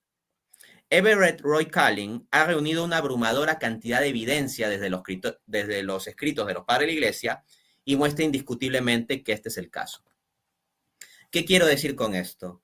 Que en los primeros siglos la palabra inspiración era utilizado de un modo un poco más amplio, por si acaso. Entonces no es que el Papa acá esté hablando herejía, al menos bajo estándares católicos. Otra cosa ya es que los protestantes que vean herejía me tiene sin problema. Pero bajo estándares católicos no, porque no está diciendo exactamente, mi documento es canónico, Sagrada Escritura. No, no, no. Pero sí está hablando de escrito por el Espíritu Santo. Y esto, porque como muestra este académico protestante que ha hecho un estudio detalladísimo sobre el tema y se basa en otro que ha explorado con mucho detalle, el académico Roy Calling, el hablar de inspirado, pues es algo que tenía mayor amplitud en el lenguaje de la iglesia primitiva. Y quiero cerrar con última cosa. Y si algún protestante viene a indignarse con esto, lo voy a tener que decir de frente, sería una gigantesca hipocresía, porque no he visto ni un solo protestante salir a indignarse de que Eduardo Gutiérrez no solo dijo en un momento soy inspirado, sino que insistió durante el debate en eso. Así que calladitos nomás con esto, porque o son coherentes y agarran y le caen encima a Eduardo Gutiérrez diciendo soy inspirado. Y ojo que hay una gran diferencia, y con esto cierro. Una cosa es Eduardo Gutiérrez diciendo hoy en día soy inspirado cuando la palabra está tan específicamente tipificada y vinculada a la canonicidad, y otra cosa, Primera de Clemente o Padres de la Iglesia, en una época en donde la palabra no había sido tan específicamente vinculada a la mera canonicidad. Santi, te doy el pase. Exacto. Es más, el pastor Eduardo Gutiérrez, llamativamente yo dije, bueno, en un stream vos podés sin querer utilizar mal las palabras, podés por la dinámica sin querer equivocarte y demás, y después vos decís, che, disculpen, pido disculpas, sin querer dije esto y en realidad yo no quería decir esto, sino que lo que quería decir era esto otro, pero en ningún momento salió a retractarse, sino que parece sostenerlo, ¿no?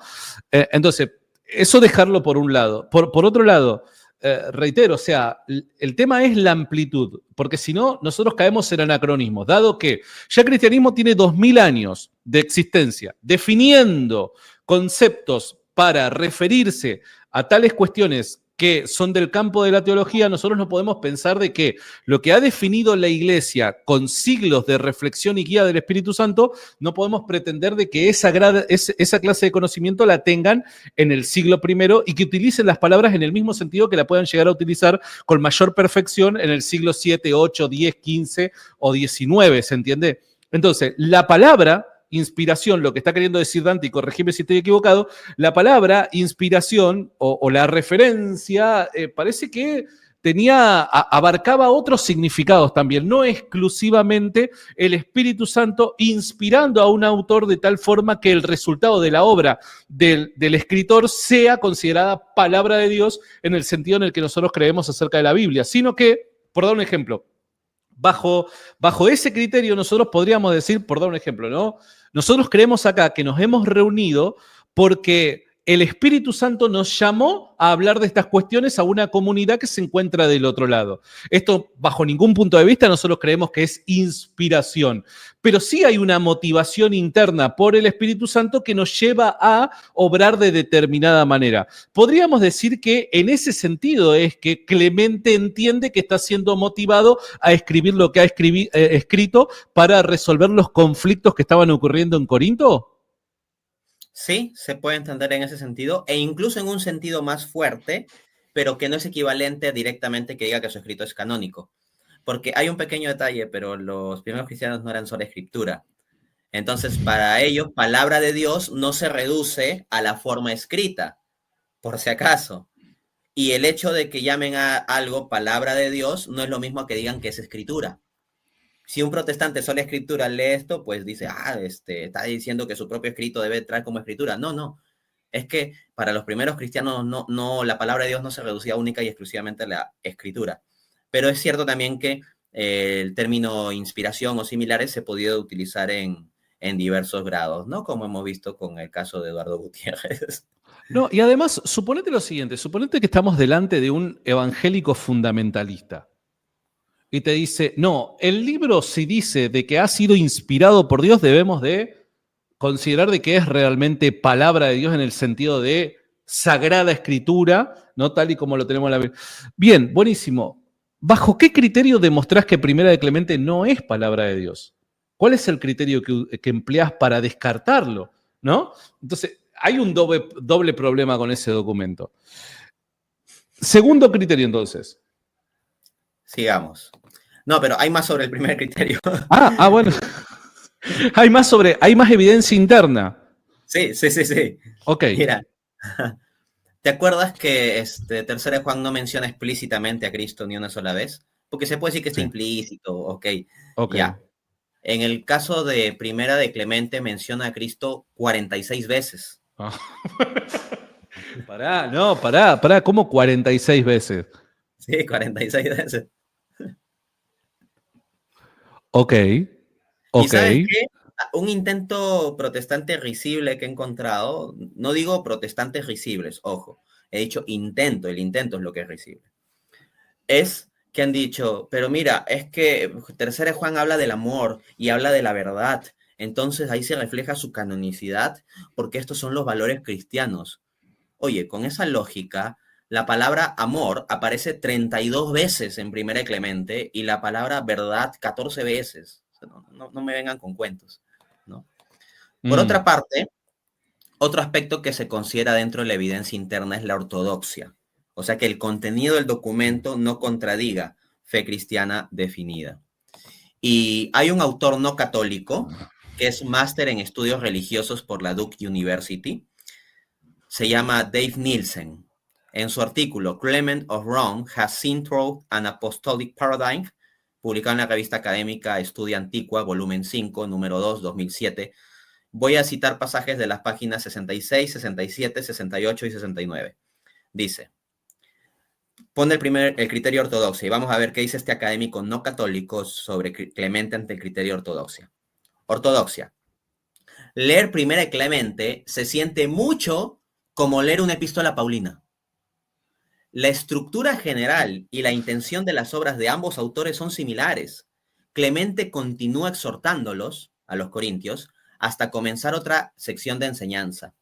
Pablo usa este estilo en la mayoría de sus cartas en el Nuevo Testamento para abordar la ocasión que le llevó a escribirles enseñando principios correctos. Ambos utilizan la alusión de que la iglesia es el cuerpo de Cristo. Tanto 1 Corintios 12, del 12 al 27, como 1 Clemente 37, hablan de la relación entre las partes del cuerpo y cómo eso se relaciona con la iglesia. Otra similitud tiene que ver con la caridad. 1 Clemente 49 y 1 Corintios 13 casi son paralelos en sus discusiones sobre la caridad.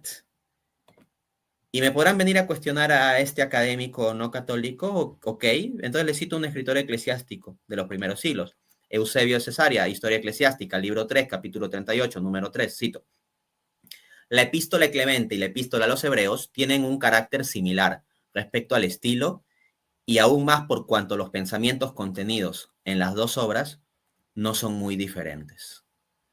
Wow. Entonces, ahí lo tienes, hasta un no católico planteando que leer Primera de Clemente se siente como leer una epístola paulina. Y cuando tú lo leas más a fondo y quien lea Primera de Clemente va a sentir eso. No digo, va a pensar que es inspirada, no.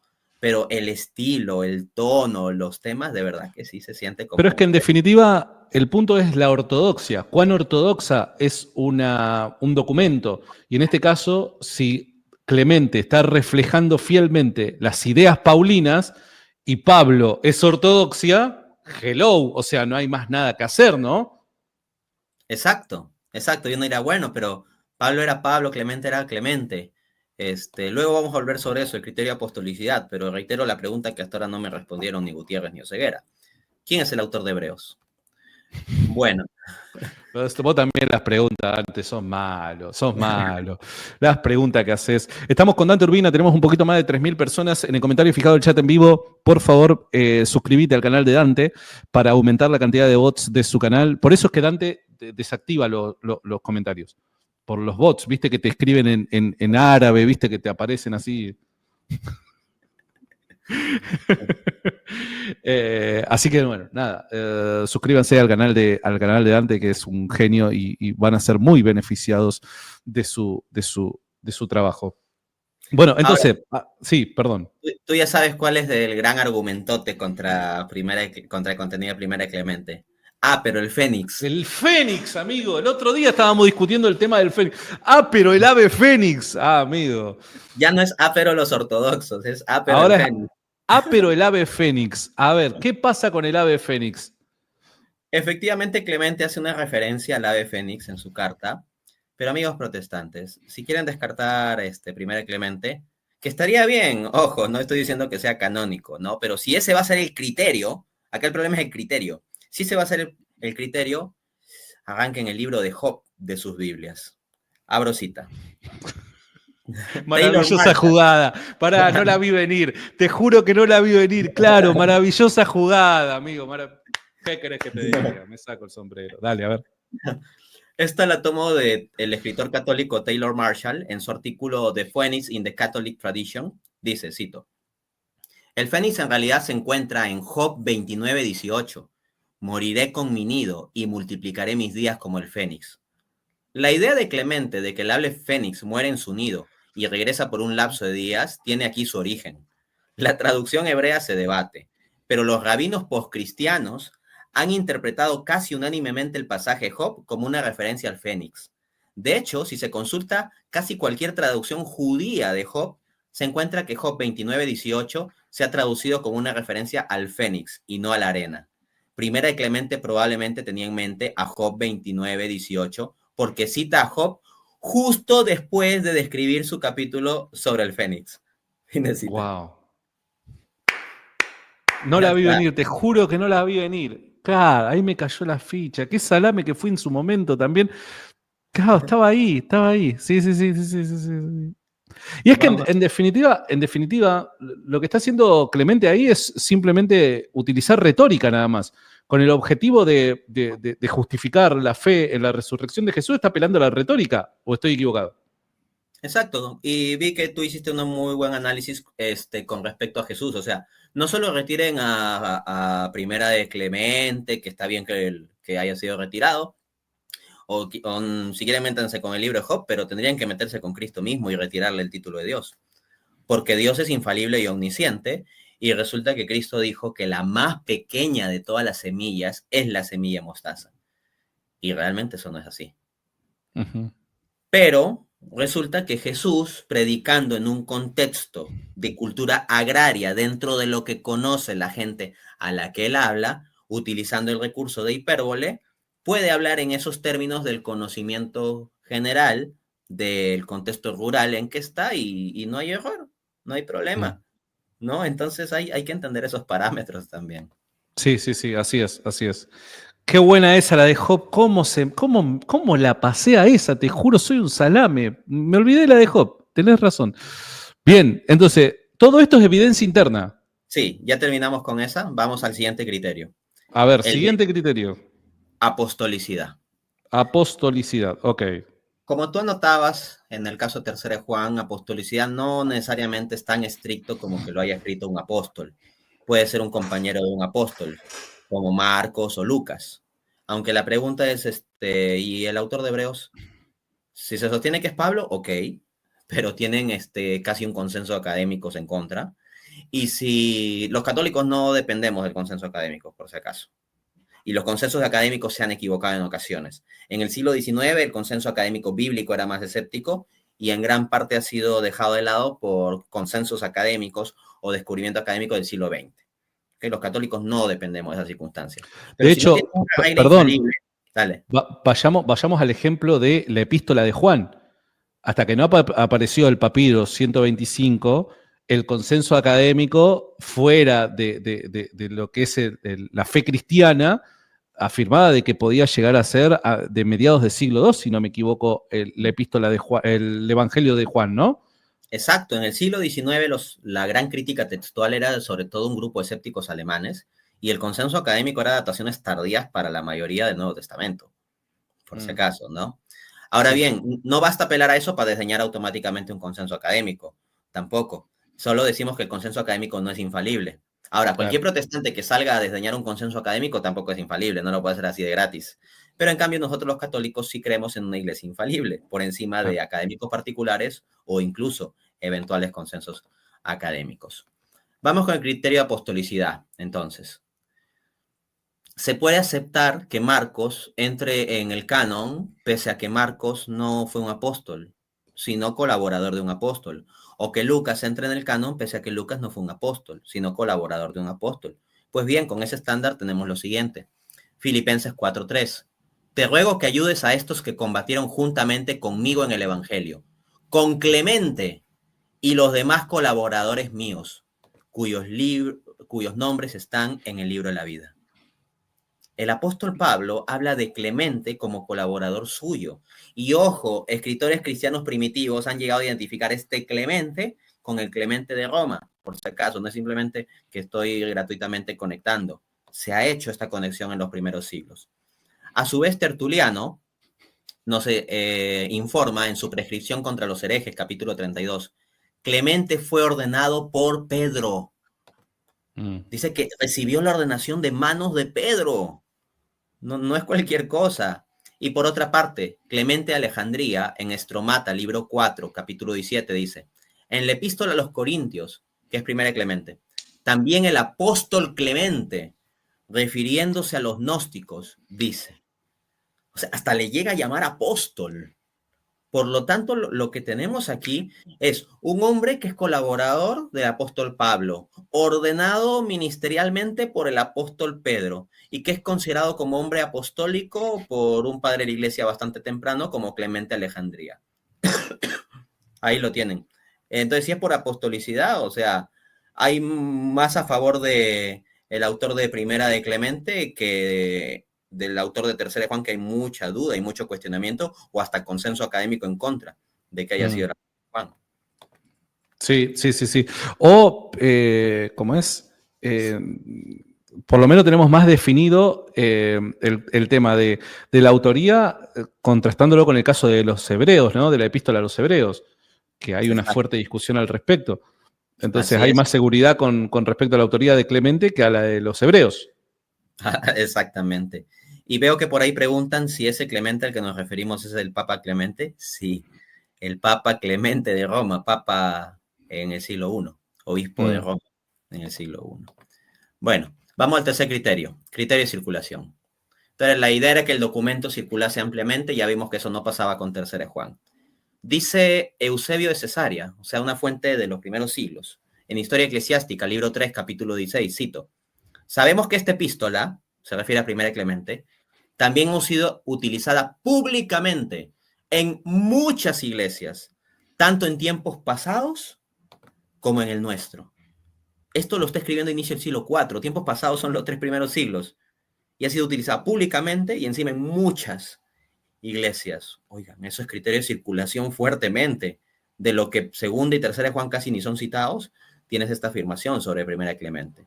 A su vez, el académico H.A.G. Houghton, en el artículo The Text of the Gospel and Letters of John, en J. Liu y N.C. Boert como editores, en el libro The Oxford Handbook of Johannine Studies, o sea, de estudios sobre los escritos juaninos, Oxford University Press, Oxford 2018, páginas de la 5 a la 22 es el artículo en total.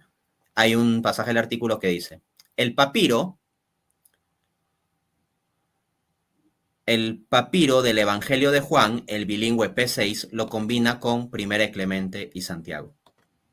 O sea, Primera de Clemente no solo es que circuló ampliamente, sino que, por ejemplo, en el papiro P6 circuló pegadito con el Evangelio de Juan y con Santiago. Y no es que había una nota que decía, estos dos son los canónicos y este es el no canónico. No era tan claro. Wow. Cuarto Muy criterio. interesante. Ya vamos acercándonos al cierre de estos los criterios. Cuarto criterio, criterio de reconocimiento. Amigos míos, existe un documento llamado los cánones apostólicos. Normalmente es datado en torno al año 380, o sea, poco antes del Concilio de Roma, que sería el 382. En este documento, porque, quiero mostrar algo. Hay protestantes que dicen, la iglesia simplemente reconoció lo que ya se reconocía. Oigan, la lista del Concilio de Roma del 382 se da en un contexto en que la lista de Cheltenham en el año 360 daba un canon del Nuevo Testamento sin Hebreos, Santiago y Judas. Y que en el año 380, o sea, 2 años antes, se da esta cita que les voy a mostrar. En los cánones apostólicos, en el canon número 85, dice: los libros sagrados del Nuevo Testamento son, y lo que lista a continuación son todos los libros del Nuevo Testamento, de los 27. Ah, no, 26, porque no mete Apocalipsis. Ya, los libros sin Apocalipsis, y luego agrega 2 epístolas de Clemente. O sea, no solo te mete una, sino 2. Entonces tiene un canon incompleto de 26 libros del Nuevo Testamento, más 2 epístolas de Clemente, y está datado normalmente un poquito antes del Concilio de Roma. Entonces no me vengan a decir, la iglesia simplemente reconoció. La iglesia reconoció, pero no es que simplemente reconoció, porque el asunto no era nada fácil. No sé si quieres... Claro, la iglesia reconoce, identifica, pero no aquello que había sido reconocido e identificado por todos. Pese a que habían algunos documentos que sí estaban reconocidos por la amplísima mayoría, habían otros que para el tiempo en el que la iglesia los reconoce, no estaban todavía aprobados, por así decirlo, por la mayoría, o la mayoría creía exactamente lo mismo. Habían algunos que estaban en disputa, como en el caso de Apocalipsis y las epístolas joánicas. Así es. Vamos al quinto criterio, el último. Bien. Quinto criterio. Impacto. Impacto. O sea, la idea es que tanto el documento impactó a la comunidad cristiana en términos de ser citado, referenciado, etc. Y esta cita te va a encantar también, seguro, de Lee Martin McDonald. Lee Martin McDonald, en el artículo Identifying Scripture and Canon in the Early Church, The Criteria Question. Esto está en Lee Martin McDonald y James Sander, editores, de Canon Debate, Baker Academy, Grand Rapids, 2013, capítulo 25. Ojo con esta cita, mira. Filemón, segunda de Pedro, Judas, segunda y tercera de Juan, no fueron citados ni utilizados con tanta frecuencia como fuentes no canónicas como Primera de Clemente, el Pastor Dermas, la Didache, Bernabé y las epístolas de Ignacio. Fin de cita. O sea que los cristianos primitivos citaron más en sus epístolas, documentos que escribían y demás, documentos no canónicos, lo que posteriormente va a ser llamado o reconocido como el canon, ¿no? No canónicos, que algunos no canónicos, claro, que los canónicos. O sea, hablando particularmente de este grupo. O sea, fue citado más Primera de Clemente que Tercera de Juan. Fue citado más el Pastor de Hermas que Segunda de Juan, o fue citada más, no sé, la Didache que Apocalipsis. Apocalipsis no estaría acá en el listado. Ah, ok. Pero sí podríamos decir que Filemón. Que Filemón. Ok. Y en el caso Apocalipsis pasa algo bien curioso. Apocalipsis, esto lo apunta el académico protestante Everett Calling. Dame un segundo. Porque esta cita es buena. Mira, Everett Calling, en su artículo The New Testament Canon of Eusebius, en la misma fuente que cité de Canon Debate, capítulo 23, dice: muchos en Oriente rechazaron Apocalipsis y aceptaron Hebreos, y muchos en Occidente rechazaron o ignoraron Hebreos y aceptaron Apocalipsis.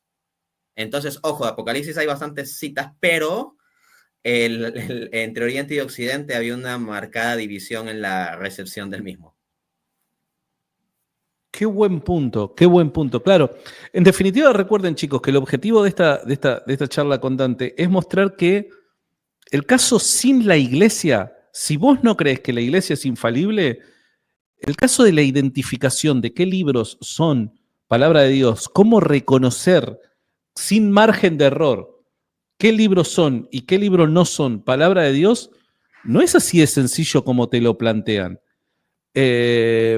Ahora, no sé si ya cerraste con el de impacto. Sí, ya cerré con el argumento general, entonces acá me quedo para servir en lo que se necesita. Ahora, yo te hago una pregunta. Entonces, ¿cómo sabemos que Tercera de Juan es palabra de Dios? el católico, ¿cómo sabe que Tercera de Juan es palabra de Dios? Porque has presentado las dificultades en tus palabras, ¿no? Las dificultades de Tercera de Juan para cumplir estos criterios que los protestantes dicen que, según el rigor del cumplimiento de estos criterios, es que podemos identificar sin margen de duda que el documento es inspirado por Dios. Pero hemos visto que hay grandes dificultades para cumplir estos criterios en el caso de Tercera de Juan. ¿El católico cómo sabe que Tercera de Juan es palabra de Dios? El católico puede apelar a los criterios, pero no depende de los meros criterios.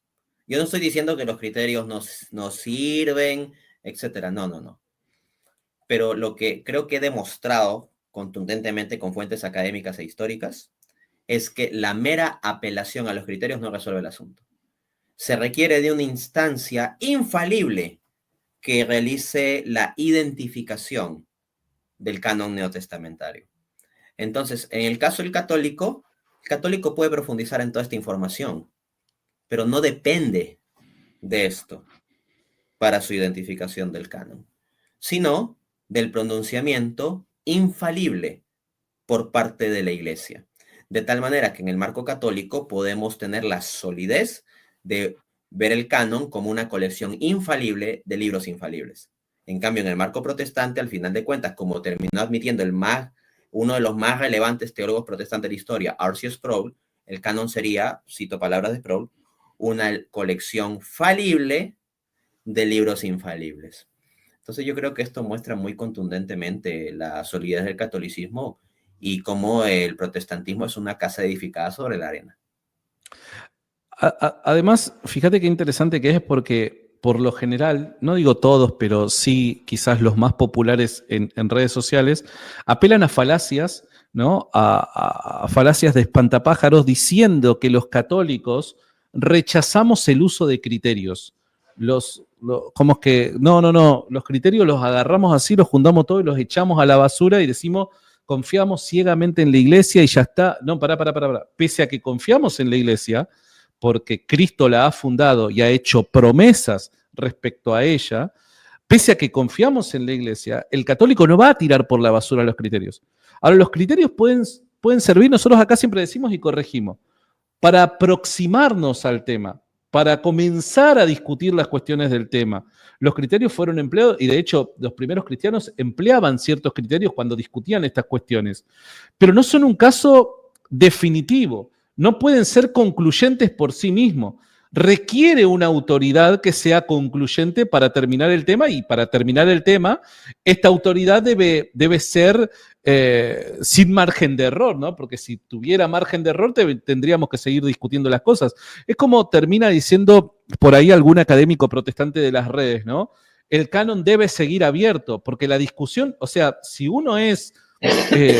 ¿cómo decirlo? Si uno es coherente con la visión protestante, el protestante está obligado a dejar abierta la discusión del canon porque no hay una autoridad infalible que diga definitivamente sin margen de error, estos son los libros, sino que como se apela a argumentos humanos, van a decir, ¿no? Como se apela a criterios y simplemente nos estamos aproximando con determinado grado de probabilidad y según nuevos descubrimientos y nuevos argumentos propuestos por los académicos de turno, debería de seguir abierto el tema del canon, ¿o no?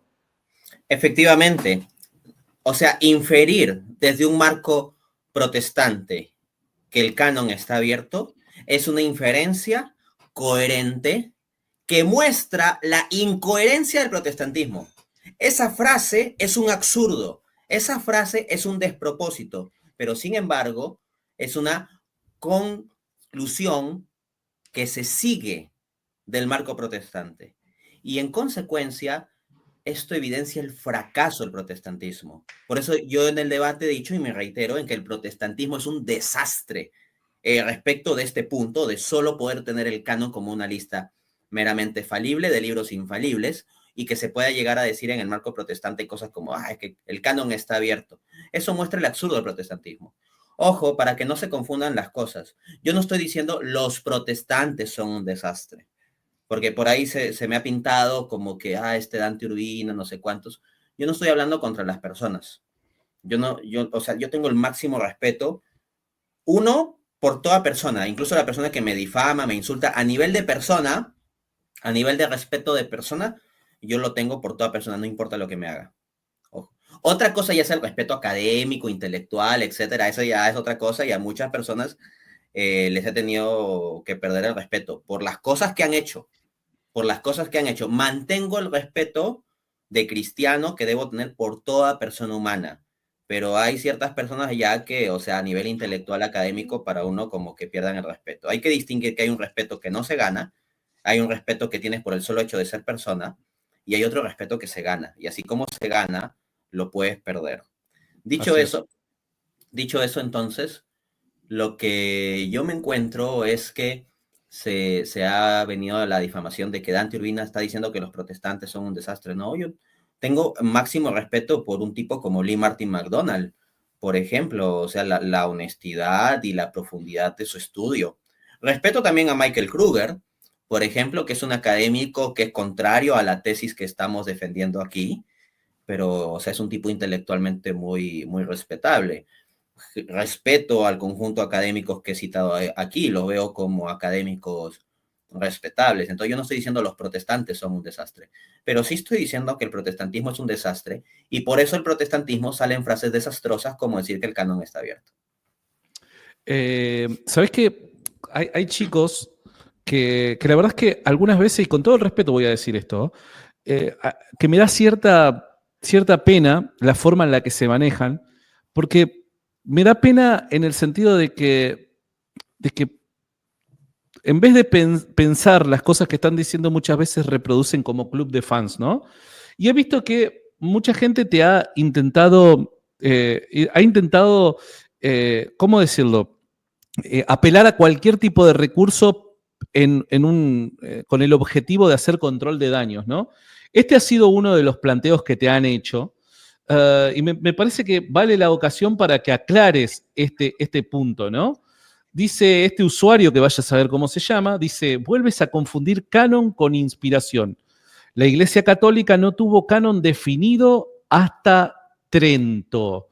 He visto que mucha gente ha apelado a esa clase de planteo, Dante, con el objetivo, desde mi humilde punto de vista, desesperado, de hacer control de daños. ¿Qué podrías decir al respecto? Bueno, si quieren hacer control de daños, aquí vamos a hacer más daño al error, ¿ya? Yo procuro ser acogedor con las personas. Yo procuro tratar con caridad a las personas, pero con el error yo no tengo ningún tipo de piedad. ¿Ok? Así que vamos a responder esto. Vamos a citar a algún ignorante pagado por el Vaticano. El académico protestante Philippe Schaff. Es uno de los autores más informados de la historia sobre el tema de historia de la Iglesia. Es uno de los mayores expertos protestantes en temas de historia de la Iglesia. Vamos a ver si dice que los católicos recién tuvieron canon en Trento. Philippe Schaff. Libro History of the Christian Church. Editorial Charles Scribner and Sons. New York, 1891, volumen 3. Página de la 609 a la 610. Cito.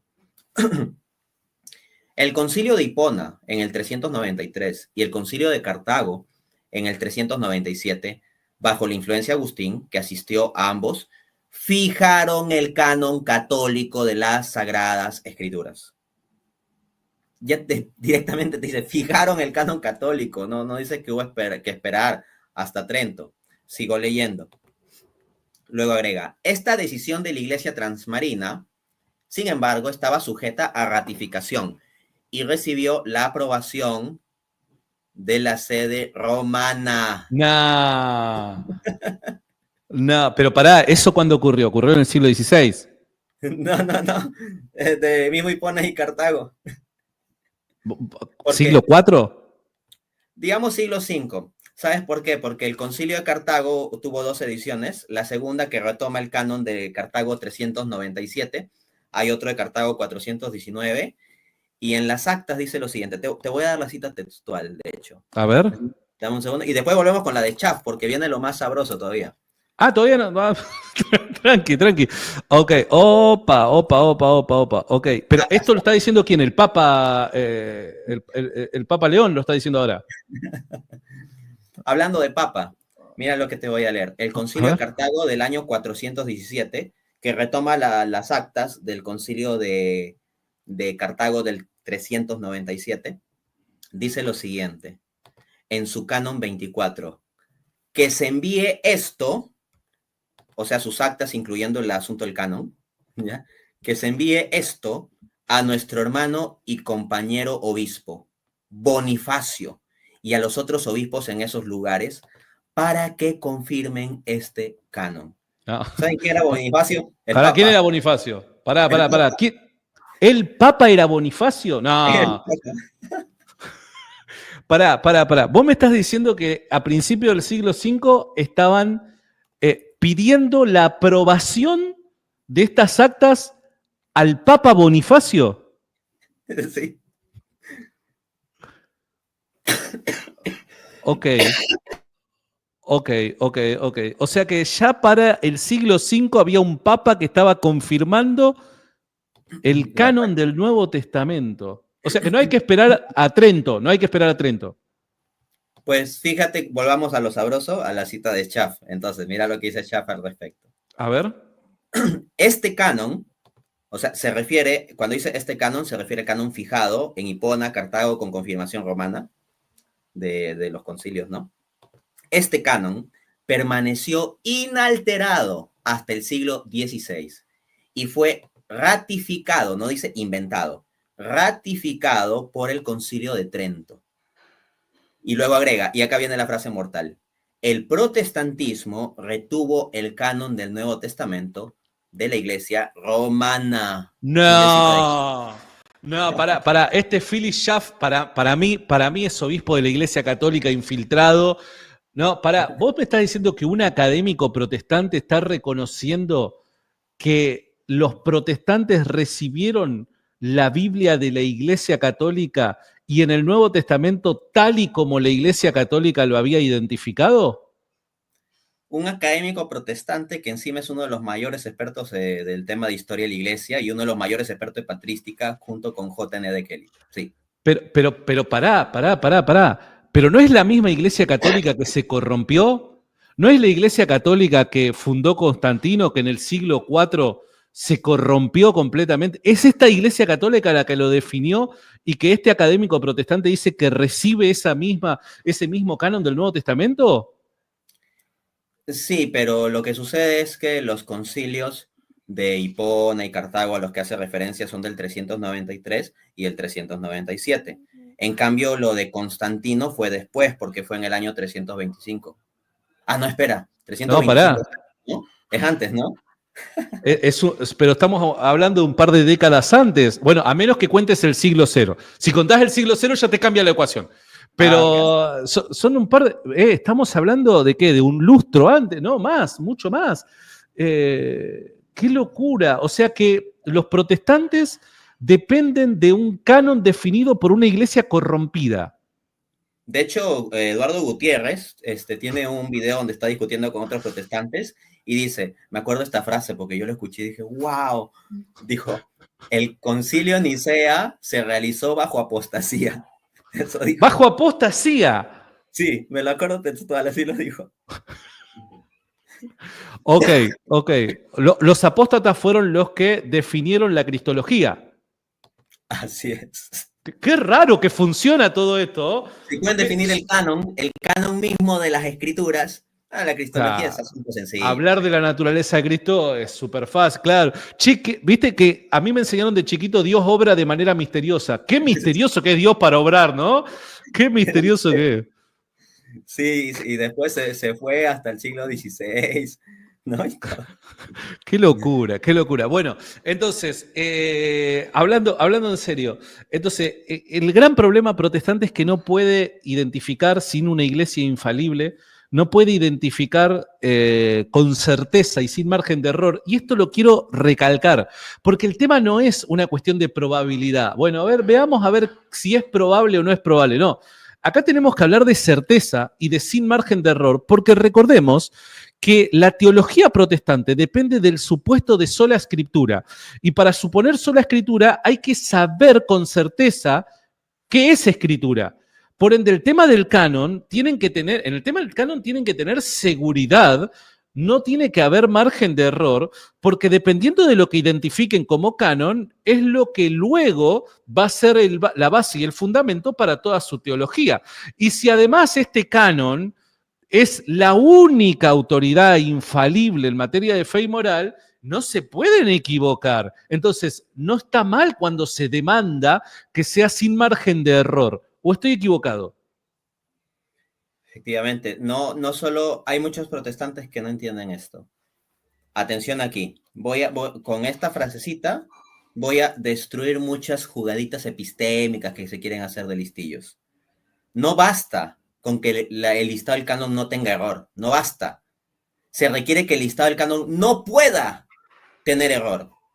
No solo que no tenga, sino que no pueda tener error. No solo que no falle, sino que sea dado de modo infalible. Ese es el punto que no pueden lograr los protestantes. Bueno, para ir concluyendo, ¿no? Saben que una de las razones, y creo que es una de las más importantes porque fue el puntapié inicial, por la que termino abrazando la fe católica, es el caso de la Biblia. Yo recuerdo como si fuera hoy, aquel día que a un amigo que también se dedicaba a la teología de la apologética, yo le digo, en mi intento por predicar el Evangelio, predicar a Cristo a los escépticos, yo le digo, bueno, para el caso del cristianismo yo tengo el caso histórico de Jesús. Jesús resucitó de entre los muertos. Pero ¿cómo demuestro que la Biblia es palabra de Dios?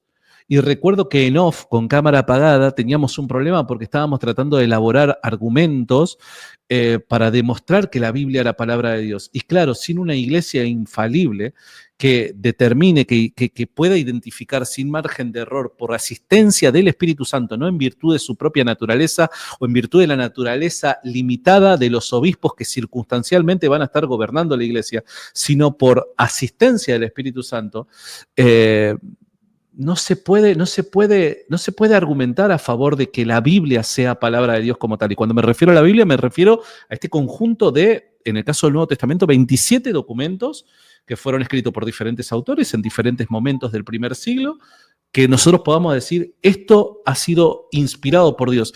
Es Dios mismo el autor de esto que tenemos en nuestras manos, ¿no?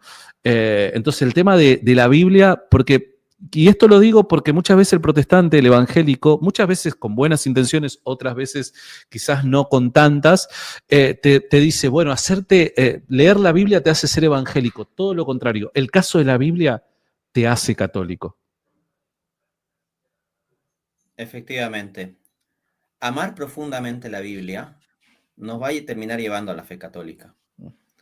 Quien ama profundamente la Biblia, yo les pregunto, si amas profundamente la Biblia, ¿vas a admitir vivir en un marco donde se pueda decir que esto es un canon abierto?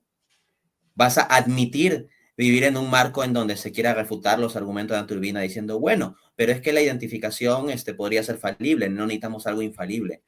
¿Puedes aceptar vivir en una cosmovisión en la cual se puede decir, bueno, no tiene fallo, aunque es falible, podría haber fallado, pero no tiene fallo? ¿Te sería suficiente? O quienes más profundamente amamos la Biblia, somos los que queremos la garantía de que podamos decir, acá hay reflejada una lista infalible de libros infalibles. Hermanos protestantes, les llamo hermanos en Cristo. Sí, yo soy duro contra el error, también hago a veces muchas ironías, hacemos muchas risas aquí. Y ojo, gran parte de las ironías y las risas vienen de que nos hacen ataques. Por ejemplo, hemos hecho referencia a lo de los bots. Nos hemos estado riendo y que el Vaticano, etcétera. Ojo, es que explícitamente sí se ha hecho el ataque ridículo de que a mí me financia el Vaticano, a Santi se lo han dicho 80 veces, aunque en el caso de él sí es verdad, ¿no? Él sí lo financia el Vaticano.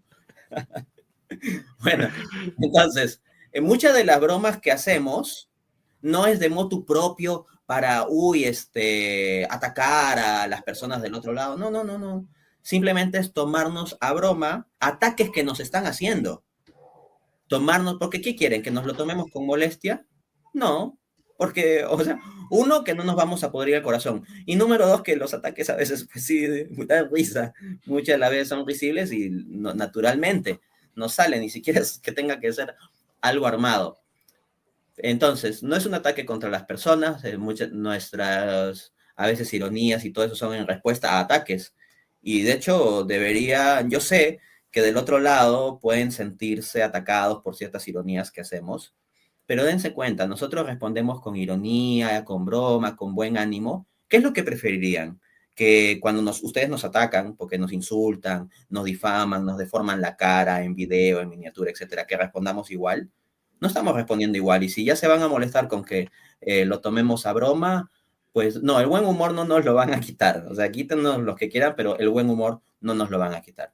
Pero con cariño a los hermanos protestantes que estén escuchando realmente para entender y profundizar y no simplemente para salir en 2 minutos a reaccionar o refutar o burlarse, yo les diría, sigan profundizando, porque si de verdad amas la Biblia, no vas a admitir que de esto se diga que es una colección falible de libros infalibles. Solo puedes ser coherente si puedes afirmar esto como una colección infalible de libros infalibles. Justifícamelo dentro del protestantismo como colección infalible, no solo que no falle, sino que no pueda haber fallado. Y ok, si me lo justificas bien y coherentemente y siendo sincero contigo mismo, bueno. Pero si no logras justificarlo, no importa cuánto me insultes, no importa cuánto te burles de cierto detalle de pronunciación mía, no importa cuánto digas difamaciones contra mí o contra Santi, eso no va a borrar el hecho de que tienes simplemente en tu esquema una colección falible de libros infalibles. Muchas gracias, Dante. La verdad que yo la pasé de 10. Hola, si has llegado hasta aquí es porque te sirve el contenido de este canal. Dado ello, pues, si deseas apoyarnos a seguir produciendo este tipo de contenido, puedes donar directamente por PayPal al link que dejo en la descripción de este video o asimismo adquirir alguno de los varios libros que tengo publicados y el link también lo dejo en la descripción de este video.